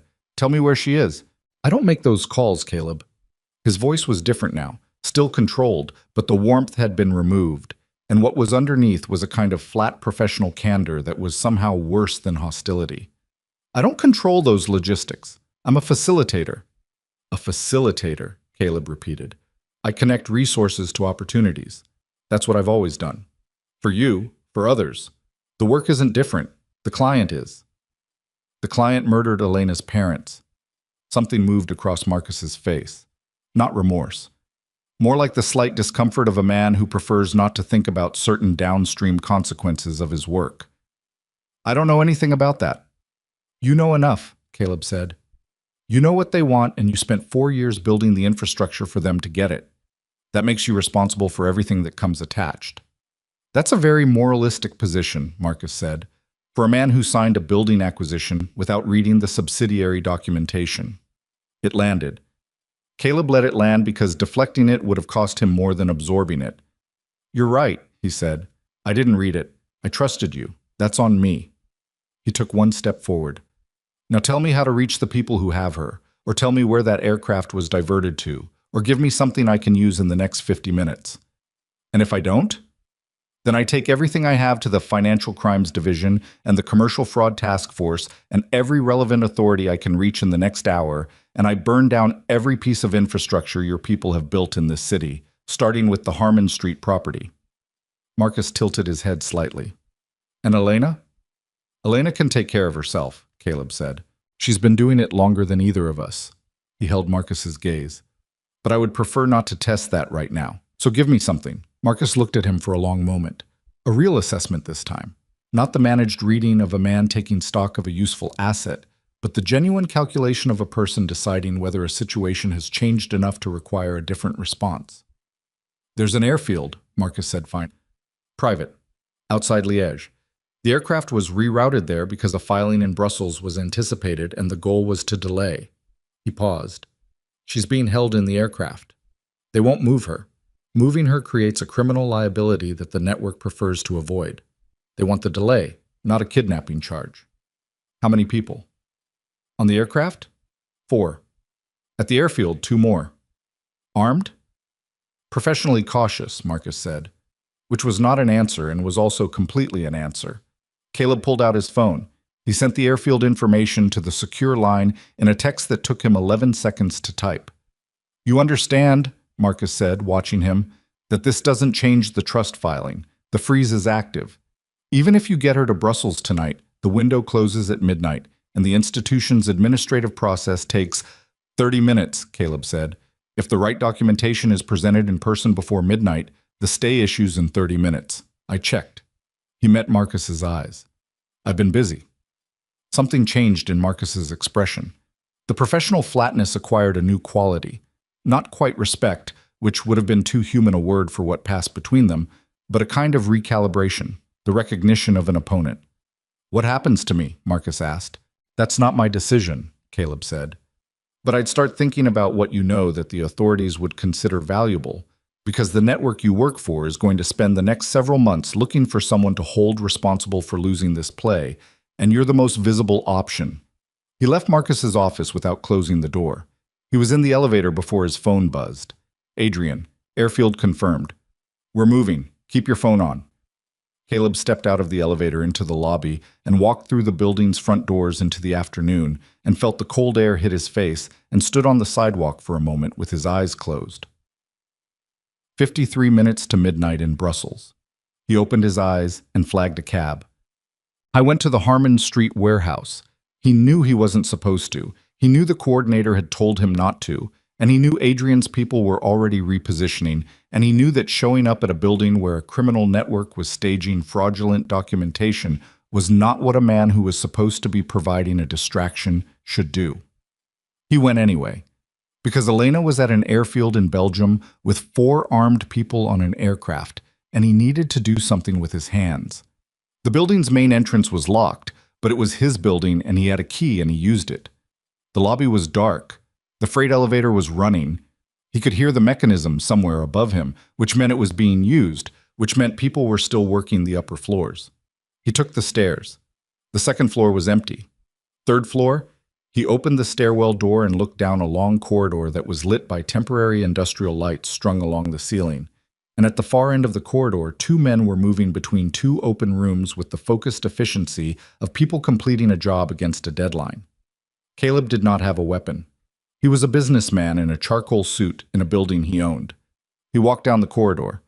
The first man saw him at 30 feet and stopped moving. The second man looked up from the box he was carrying. "Building's closed," the first man said. Eastern European accent. He was Caleb's height, broader, and had the specific build of someone who was carrying more than documents. "I own the building," Caleb said, without slowing. "Sir." The man moved to intercept. Caleb's phone rang. He held up one finger. An absurd gesture, a boardroom gesture, a gesture completely wrong for the situation and somehow exactly right, because it was so confident in its wrongness that the man actually hesitated. He answered the phone. Adrian's voice very tight. "What are you doing?" "I'm on the third floor of the Harmon Street property," Caleb said conversationally, looking at the man in front of him. "There are two people here completing what appears to be a document consolidation operation." "Caleb, Elena, what's her status?" "We're 20 minutes out from the airfield, but if you do anything in that building that spooks the network—" "I'm not doing anything," Caleb said. "I'm standing in my building looking at boxes." He looked at the first man, who was now doing the calculation of a person who has encountered a situation that wasn't in his briefing and is waiting for guidance. "I just wanted to see it for myself." The phone was quiet for a moment. 20 minutes, Adrian said. "Then I need you out of that building." "Understood." He hung up. He looked at the two men in the corridor and then at the open room to his right, where stacked boxes filled most of the floor space. Brown archive boxes, the kind used for legal document storage, each one sealed and labeled in a handwriting he couldn't read at this distance. Years of fabricated paper. The claim they had built to steal what Elena's family had spent 3 generations building. "I'm going to need you both to step back from those boxes," Caleb said. The first man looked at him steadily. "That's not something you should ask." "This is my property," Caleb said. "Those are objects inside my property. If you attempt to remove them, you're committing theft from the registered owner of this building, which I can document and report in real time." He held up his phone. "I'm already recording this conversation. Everything that's happened in the last 4 minutes is on a file being transmitted to an external server. So you can step back, or you can be the 2 men on camera who were caught removing evidence from a crime scene." He let that settle. "Your call." Neither man moved for 5 seconds. Then the first man took 1 step back. Then the second. Caleb walked to the open room doorway. He looked at the boxes. He took his phone and photographed the room methodically. Walls, floor, boxes, labels, the serial markings on the temporary lighting rigs, everything. Because photographs were evidence, and evidence was the only currency that mattered right now. His phone buzzed. Text from the secure line. "Airfield. Aircraft secured. She's out." He read it twice. He lowered the phone. He stood in a 3rd-floor room in a building he owned, surrounded by years of fraudulent documentation built to steal a dead woman's legacy from her daughter. And the 2 men in the corridor behind him were very still and very watchful. And somewhere outside Liège, an aircraft had just been secured by Adrian Ravel's people, and Elena Marlowe was standing on a Belgian airfield with 43 minutes left before midnight, and she was out. He turned around. He looked at the 2 men. "I need to make a call," he said. His voice was remarkably steady. "I'd appreciate some quiet." He called Adrian. "She needs to move right now. 40 minutes. "She's moving," Adrian said. And then, after a beat, "She wants to talk to you." A transfer, a brief sound of wind. She was outside, moving fast. "Caleb." Her voice was different from the aircraft call, still controlled, but something in it was warm in a way that the phone's compression couldn't entirely flatten. "Are you all right?" "I'm fine. I'm at Harmon Street." A pause. "Of course you are." And in those 4 words and the tone underneath them, was something he hadn't heard from her in 3 years of marriage, possibly ever. Something that was not gratitude and not softness and not approval exactly, but was in the territory of all 3. Something that said, "I see you, the actual you, not the version I'd written off." "Go to Brussels," he said. "Don't talk to me again until you're in that institution. You should leave that building. I'll leave when I'm done here." "Caleb, Brussels," he said. "Go." A brief silence. "Okay," she said. The line went quiet. He lowered the phone and looked at the 2 men in the corridor who had not moved, who were watching him with the calculating patience of people waiting for the shape of a situation to become clear enough to respond to. Down the corridor, the freight elevator engaged. Moving up. Someone coming. The first man's eyes moved towards the elevator. A flicker of communication passed between the 2 men that Caleb caught and filed. They were not waiting for orders from whoever was in the elevator. They were waiting to see whether they needed to do something before that person arrived, which meant whoever was in that elevator was not their superior, which meant their superior was communicating with them some other way, which meant they had already been given instructions that the elevator's arrival was about to complicate. Caleb looked at his phone. 38 minutes to midnight. He looked at the boxes. He looked at the two men. The elevator reached the third floor, and the doors opened, and Marcus Hale walked into the corridor, still in his office clothes, with his jacket slightly open and his expression doing something that Caleb had never seen on it in 5 years. Not the performance of concern, not the managed warmth, not the flat professional candor from the office. Raw alarm. Marcus Hale was afraid, not of Caleb. His eyes went past Caleb to the boxes in the room, then to the two men. And what Caleb read in the rapid calculation crossing his face was the specific fear of a man who has realized that the situation has moved beyond the point where his usefulness to the network protects him. "They're pulling out," Marcus said to the two men. Not to Caleb, to the two men. "Right now.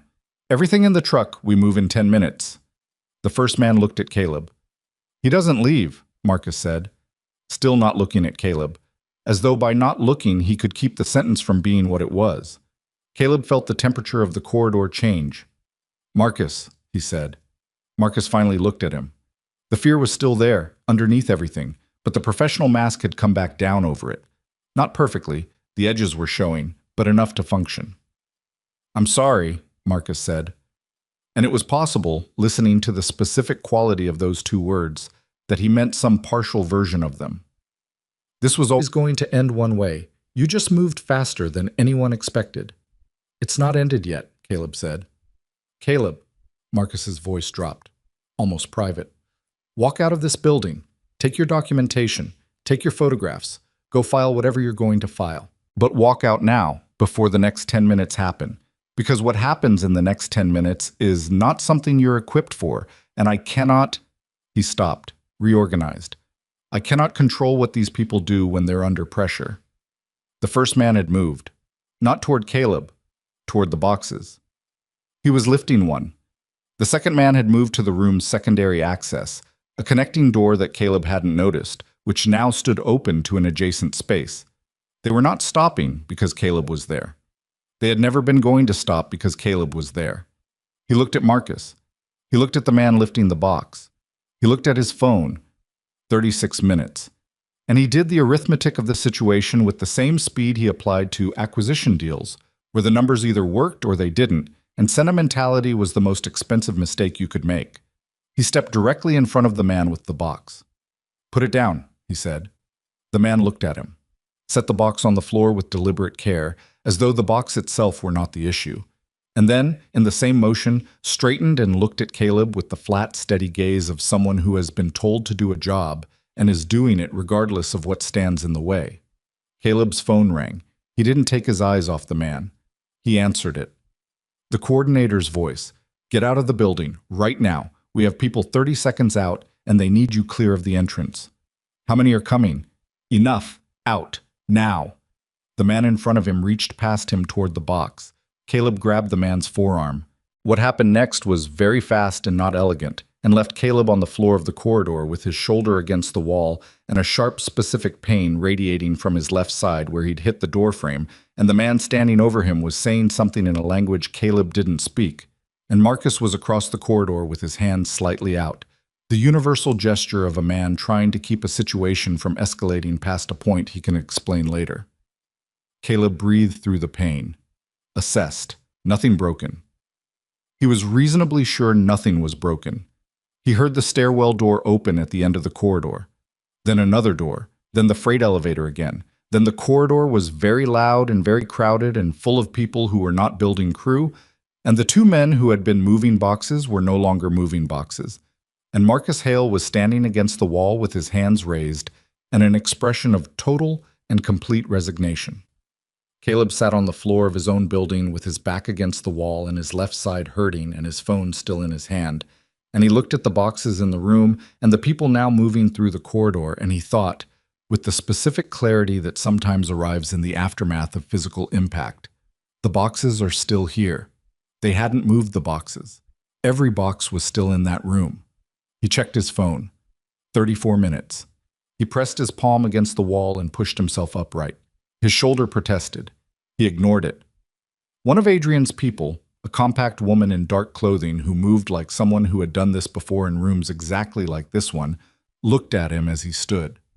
"You need to clear the floor," she said. The boxes don't leave this room, Caleb said.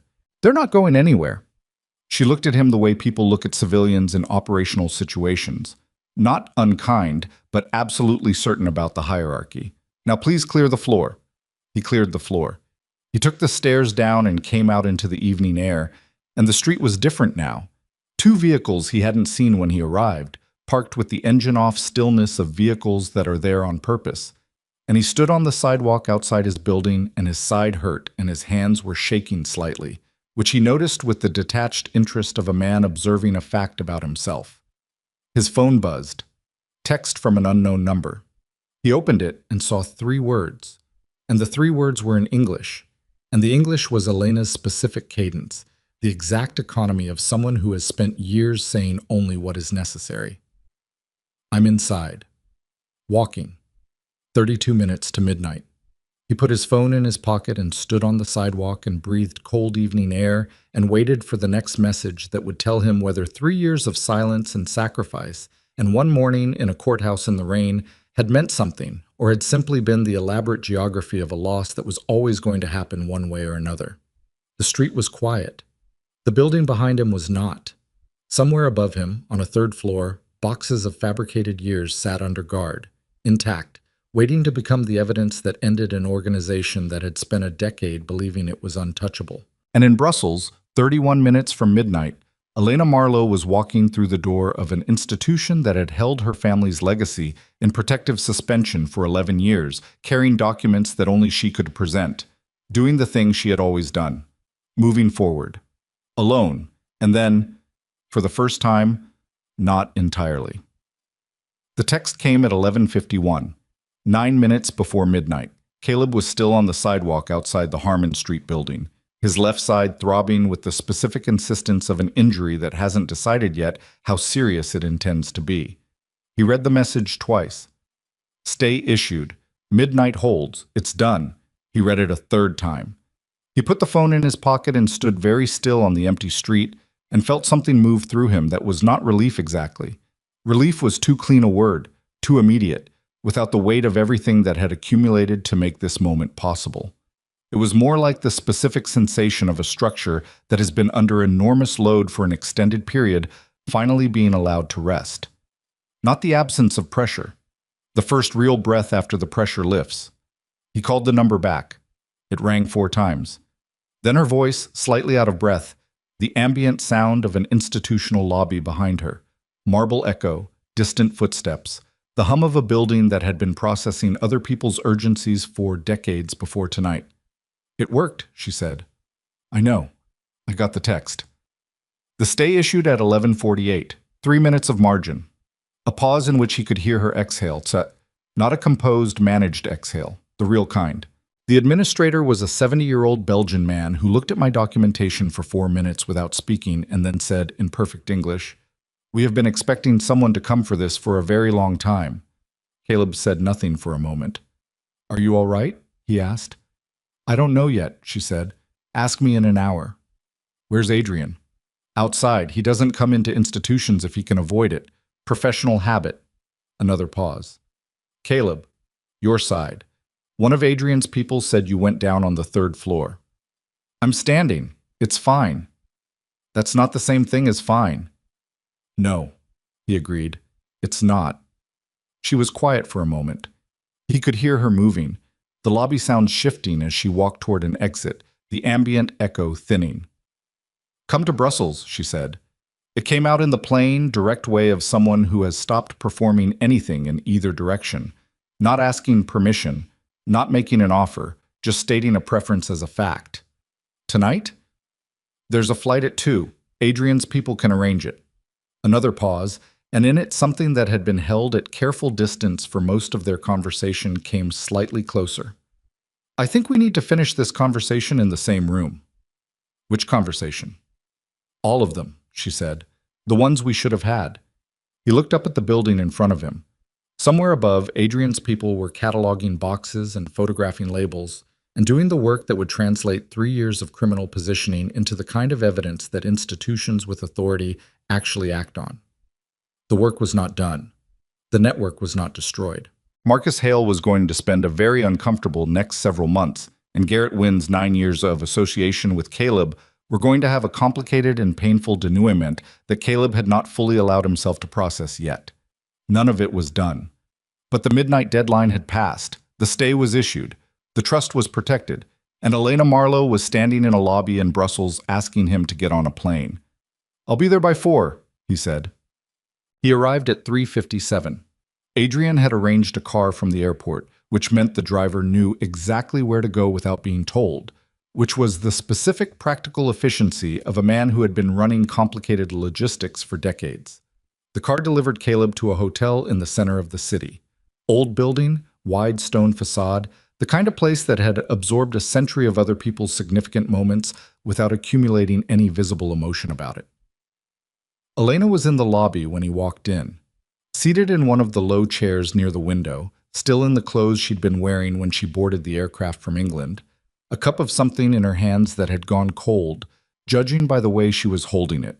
Not drinking, just holding, the way people hold warm things when they need the weight of them. She looked up when he came through the door. She looked at his face first, then dropped her eyes briefly to his left side, where he was moving with a slight compensation that he thought he was hiding and apparently was not. "Sit down," she said. "I'm fine." "You said that already. Sit down anyway." He sat in the chair across from her. The lobby was quiet at this hour. One person at the front desk, a distant sound of a service elevator somewhere in the building, the specific silence of a large space after midnight. She looked at him across the low table between them. He looked back. Neither of them said anything for a moment that stretched long enough to stop being uncomfortable and become something else.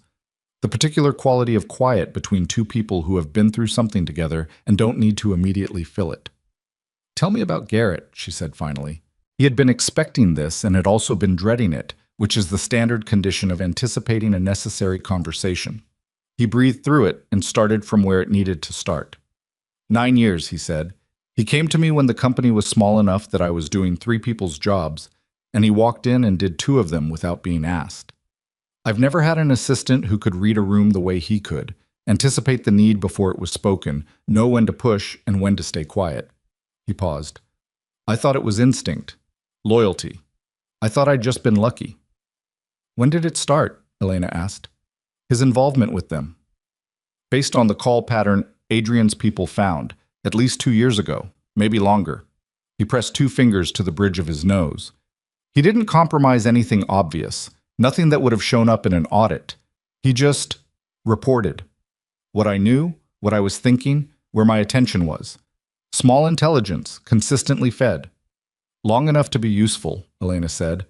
Not unkindly. Long enough to be dangerous. He looked at his hands. He knew I went to England. He knew about the Thursday plan. He handed Marcus the timeline that triggered everything moving early. He also called you at 3 in the morning, Elena said quietly, every time you needed him. Caleb looked up. I'm not defending what he did, she said. I'm saying people are not one thing. The version of him that was genuinely useful to you for 9 years was also real. That's what makes it complicated, and that's what makes it hurt, and you should let it hurt instead of converting it immediately into something operational. He looked at her. When did you get this direct? I've always been this direct, she said. You weren't in the room to hear it. It was said without accusation. That was the thing about Elena. The most precise observations came without sharpness, which made them land differently than they would have if she'd delivered them as weapons. You're right, he said. About Garrett? About all of it. He held her gaze. I was never in the room, not really. I was present in the way that someone can be present without participating. Body there, attention elsewhere, counting you as a fixed element of the background rather than a person with an interior life that I knew nothing about. He stopped. I told myself the silence was yours, that you'd made yourself unavailable. But I was the one who wasn't available, and I needed the silence to be your choice, so I didn't have to examine mine. The lobby hummed around them. Somewhere outside, Brussels was doing what European cities do in the early morning hours, living at a different frequency, quieter and more patient. Elena set her cold cup on the table. She looked at it for a moment, then back at him. I should have told you, she said. I know my reasoning. I've lived with my reasoning for 3 years, and it held up while I was building the plan. But when I sit here now and think about what it actually cost, she stopped, reorganized. I made a decision for you about what you were capable of, about how you would respond. And that decision was based on the version of you I had access to, which was the version that showed up to dinner already somewhere else in his head. She paused. That wasn't the only version of you. I know that now. But I didn't give you the chance to be something else. You had no reason to expect something else. No, she said, but I could have asked. The word asked sat between them, simple and enormous. 3 years of silence, and the antidote had been a single question. That was the specific cruelty of the thing, not the conspiracy, not Marcus's years of patient manipulation, not the trust freeze or the diverted aircraft, or any of the operational drama of the last 72 hours. The cruelty was the ordinary human failure at the center of it. 2 people in a house, both carrying weight, and neither one asking the other to help hold it. I'm asking now, Caleb said. Whatever comes next. Whatever the trust work means, the legal proceedings, the network. I'm asking to be in it. She looked at him steadily. Why? Because I spent 3 years in your house and didn't know you. And I've spent the last 4 days knowing you better than I knew you in all 3 years combined, and I'd like... He stopped. Let himself be less precise than he usually permitted himself to be. I'd like more of that. The lobby was very quiet. That's not a plan, Elena said. No, he agreed. It's a preference. Something happened at the corner of her mouth. Not quite a smile. Elena's version of a smile was more interior than most people's, an expression that started somewhere behind the eyes and arrived at the face as a kind of warmth rather than a specific configuration of features. The trust proceedings are going to take months, she said. The legal challenge to the stay will come. The network will fight it because they have no choice. It's the only remaining play. The evidence from Harmon Street needs to be processed by the relevant authorities, and the case takes time to build. She paused. It's going to be a very complicated several months. I have experience with complicated. You have experience with financial complexity, she said. This is different. Teach me the difference, he said. Wasn't that what I said in England? The warmth behind her eyes came to the surface more fully. You said that to Adrian. The principle stands. She looked at him for a long moment. He didn't try to manage the look or redirect it or fill the space it occupied. He had spent 3 years filling spaces with activity and noise and the forward momentum of a man who treats stillness as a problem to be solved. He sat with it now. Let her look. Okay, she said. Quiet. Precise. The same word she had used in Adrian's estate when she'd agreed to get into the car, but carrying a completely different weight. He nodded. Neither of them moved toward the other. This was not the kind of moment that arrives at its destination through gesture. It arrived through the simple fact of 2 people sitting across a table in a Brussels hotel lobby at 4 in the morning and deciding that something was worth trying. 3 weeks later, Garrett Wynn met with federal financial crimes investigators for 4 hours in a conference room in a building that Caleb would never visit, and answered questions about his 2 years of communication with Marcus Hale's network. Caleb found out about the meeting from the investigator assigned to the Vossler Group's cooperating witness file. He sat with this information for a day. Then he called Garrett. Garrett picked up, which Caleb had not entirely expected. I'm cooperating, Garrett said. No preamble. His voice was quieter than Caleb remembered, with a quality of exhaustion that was specific to people who have been carrying something for a long time and have finally put it down in circumstances they did not choose. I know, Caleb said. I didn't... Garrett stopped. The first call I made to Marcus was because I was told that if I didn't, my sister's debt situation would be made very public in a way that would destroy her career. That was 2 years ago. After that, it became something I couldn't figure out how to stop. A pause. I know that's not an explanation. No, Caleb said. I'm sorry. The 2 words landed in the space between them, and Caleb held them and turned them over with the same honest attention Elena had told him to give the hurt, instead of converting it into something operational. I know, Caleb said again. He meant it as something more than acknowledgement, and Garrett heard it that way, because there was a long exhale on the other end of the line. Take care of yourself, Garrett. He hung up. He sat in his office, A different office now. A smaller one in the interim space Vossler Group was using while the 23rd floor underwent a comprehensive review. And he looked at the city through a window that was less grand than his old one and found that the city looked the same. Marcus Hale's cooperation agreement was announced 6 weeks after the Harmon Street operation. He provided detailed testimony about the network's structure, its financial mechanisms, and the specific individuals who had directed the acquisition strategy against Elena's trust. In exchange, his charges were reduced from their original scope to a set of financial fraud counts that his attorneys were confident would result in a suspended sentence and substantial fines. Caleb read about this in a document forwarded by the investigator and felt nothing particularly clean about it.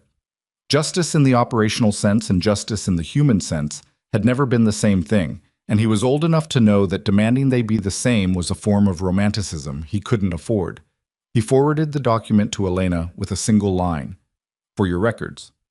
She replied 20 minutes later, "I saw it. Thank you for sending it." Then, after a brief pause, a second message. "Are you in the city this weekend?" He was. Adrian Ravel came to see Caleb in the 4th week. Not at the office. He called and asked if Caleb would meet him at a private location he named.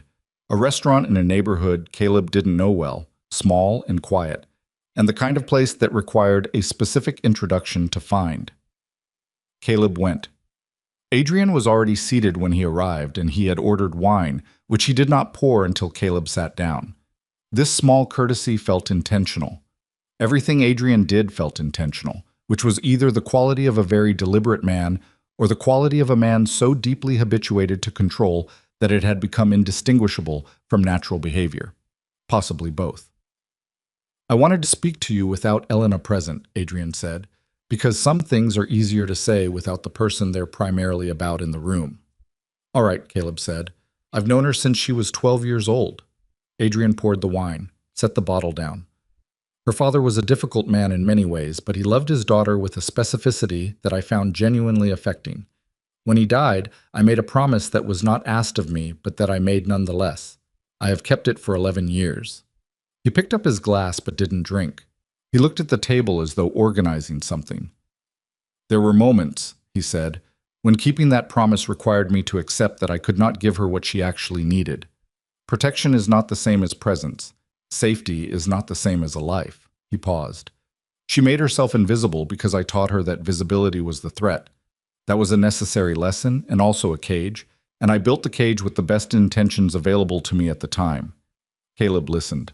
He did not offer the reflexive reassurance that the situation seemed to invite, because he sensed that Adrian was not looking for reassurance and would not respect it if offered. "She chose to come out of that invisibility on her own timeline," Adrian continued. "The divorce was her plan, not mine. I would have found another way. I am not without resources, and I am not without patience. She chose to use herself as the mechanism because she wanted it to be over, and she wanted to see—" He stopped, set the glass down. "She wanted to see what you would do when you lost her." Caleb held very still. "You were a test," Adrian said. "Not a cruel one, but a test. She needed to know whether the man she had married was the version that signed the papers without hesitating, or whether there was something else underneath, and the only way she could find out was to give you the full weight of the loss and see if you came back from it." The restaurant hummed around them. Caleb thought about the courthouse, the pen touching the signature line and his hand not trembling.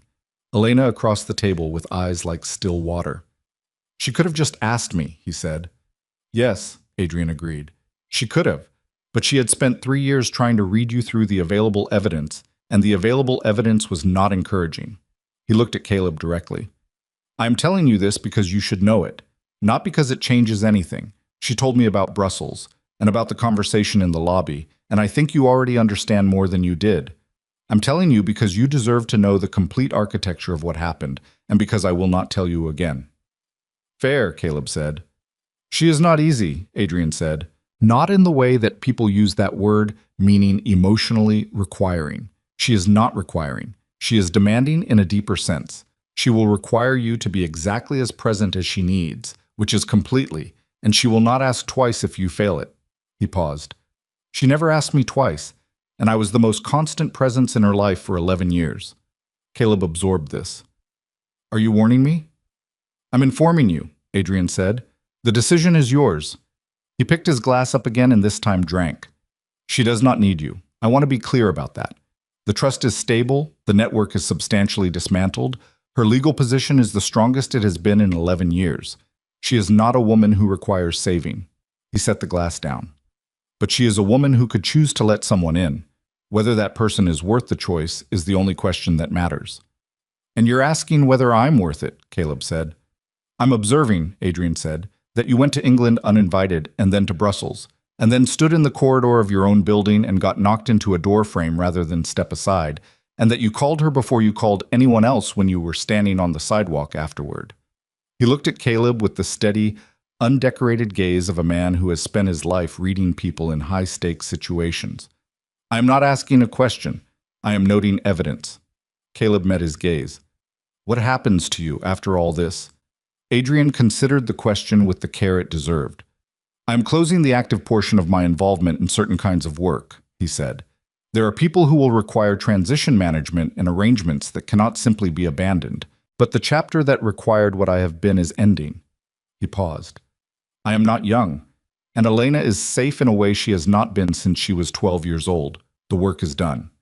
He said the work is done with the specific weight of a man putting down something very heavy that he has carried for a very long time, and Caleb recognized in it the same quality he'd felt standing on the Brussels sidewalk after Elena's message.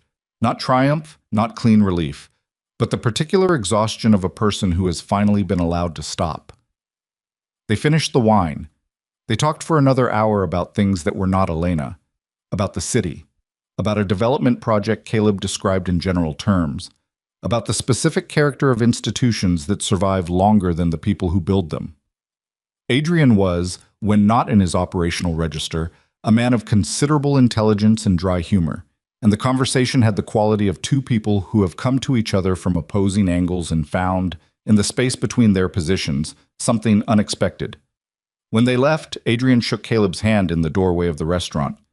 She has her father's patience, Adrian said, and her mother's precision. Both are formidable. He held Caleb's hand for a moment before releasing it. Don't waste either of them. He walked away into the city without looking back, the way people walk when they're genuinely comfortable with what they're leaving behind. 6 months after the courthouse. The trust's administrative stay had been converted, through a process that involved 3 jurisdictions, 2 law firms, and a set of testimony that Marcus Hale's cooperation made possible, into a full restoration order. Elena Marlowe was the sole and uncontested beneficiary of the Marlowe Trust, activated and fully operative for the first time since her 24th birthday. She marked this not with celebration, but with work. She had a meeting with the Trust's newly appointed administrators on the morning the order was issued and spent 4 hours going through 11 years of protected assets, understanding what existed and what it could become. Caleb knew this because she told him over dinner that evening in a restaurant that was neither grand nor particularly notable, a neighborhood place she had chosen, where the tables were close and the lighting was what it was, and nobody required anything of anyone. She described the meeting with the precision of someone who has waited a long time for a specific thing and is now taking her time with the reality of it. He listened the way he had learned to listen, not building a response while she spoke, but actually in it, the conversation, the whole room. The administrator said the trust is significantly larger than the original projections, she said. 11 years of protected growth. There are assets my parents built that I didn't know existed. How does that feel? She thought about the question, not the reflexive answer, the actual answer. Like receiving a letter from someone who died, she said. You're glad to have it, and you grieve that you can't tell them you got it. He nodded. He didn't dress it up. I've been thinking about the foundation, she said. What Adrian said I'd mentioned in England, about using the resources for people in situations like mine. Hidden people. People running from something powerful with no resources and no structure to help them. She turned her wine glass slowly. It's not a simple thing to build. The infrastructure alone will... Identification, legal support, financial protection, secure communication. It would take years to do it right. Yes, he said. I want to do it right, she said. Not fast. Right. Then do it right. She looked at him. You're not going to offer to fund it. It's your trust, he said. Your project, your architecture. Something in her face settled. A small easing, barely visible, the expression of someone who is testing whether a person understood a thing and has just received the right answer. "But I might ask for other kinds of help," she said, "specifically the kind that involves knowing how to build institutions without making the structural mistakes that take decades to correct." "That I can do," he said. She nodded. She looked at her plate. She looked back at him. "Caleb," she said. Not a preface. Just his name, the way you say someone's name when you're not introducing anything, when the name itself is the complete sentence. "Yeah," he said. "I don't know how to do this," she said. "I know how to be careful. I know how to plan. I know how to survive." She paused. "I don't know how to do this." He understood what this was. He didn't pretend otherwise. "Neither do I," he said. "I know how to close deals. I know how to read a room. I know how to project certainty I don't entirely feel." He held her gaze. "I don't know how to be present in the particular way you need, but I'm learning. That's the accurate version." She looked at him for a long moment. "I know," she said. "That's why I'm still here." The restaurant moved around them. Other conversations, other people's evenings, the ordinary, continuous life of a room full of people who were not in the middle of anything dramatic, just present. Elena picked up her fork. She ate. He ate. They talked about other things, a book she was reading, a problem in the Foundation's early planning that she was trying to solve, a story he told badly about a site inspection that had gone wrong in a way that was only funny in retrospect. She laughed at the part where it got genuinely absurd. It was not a performed laugh. He had learned the difference. 3 months after that dinner, on a Tuesday morning that was unremarkable in every meteorological and civic sense, Elena Marlowe sat down at a desk in the newly leased office space of the Marlowe Foundation for Protective Resources and opened her laptop and began the first working day of a project that would take years and would be difficult and would not go smoothly and would matter.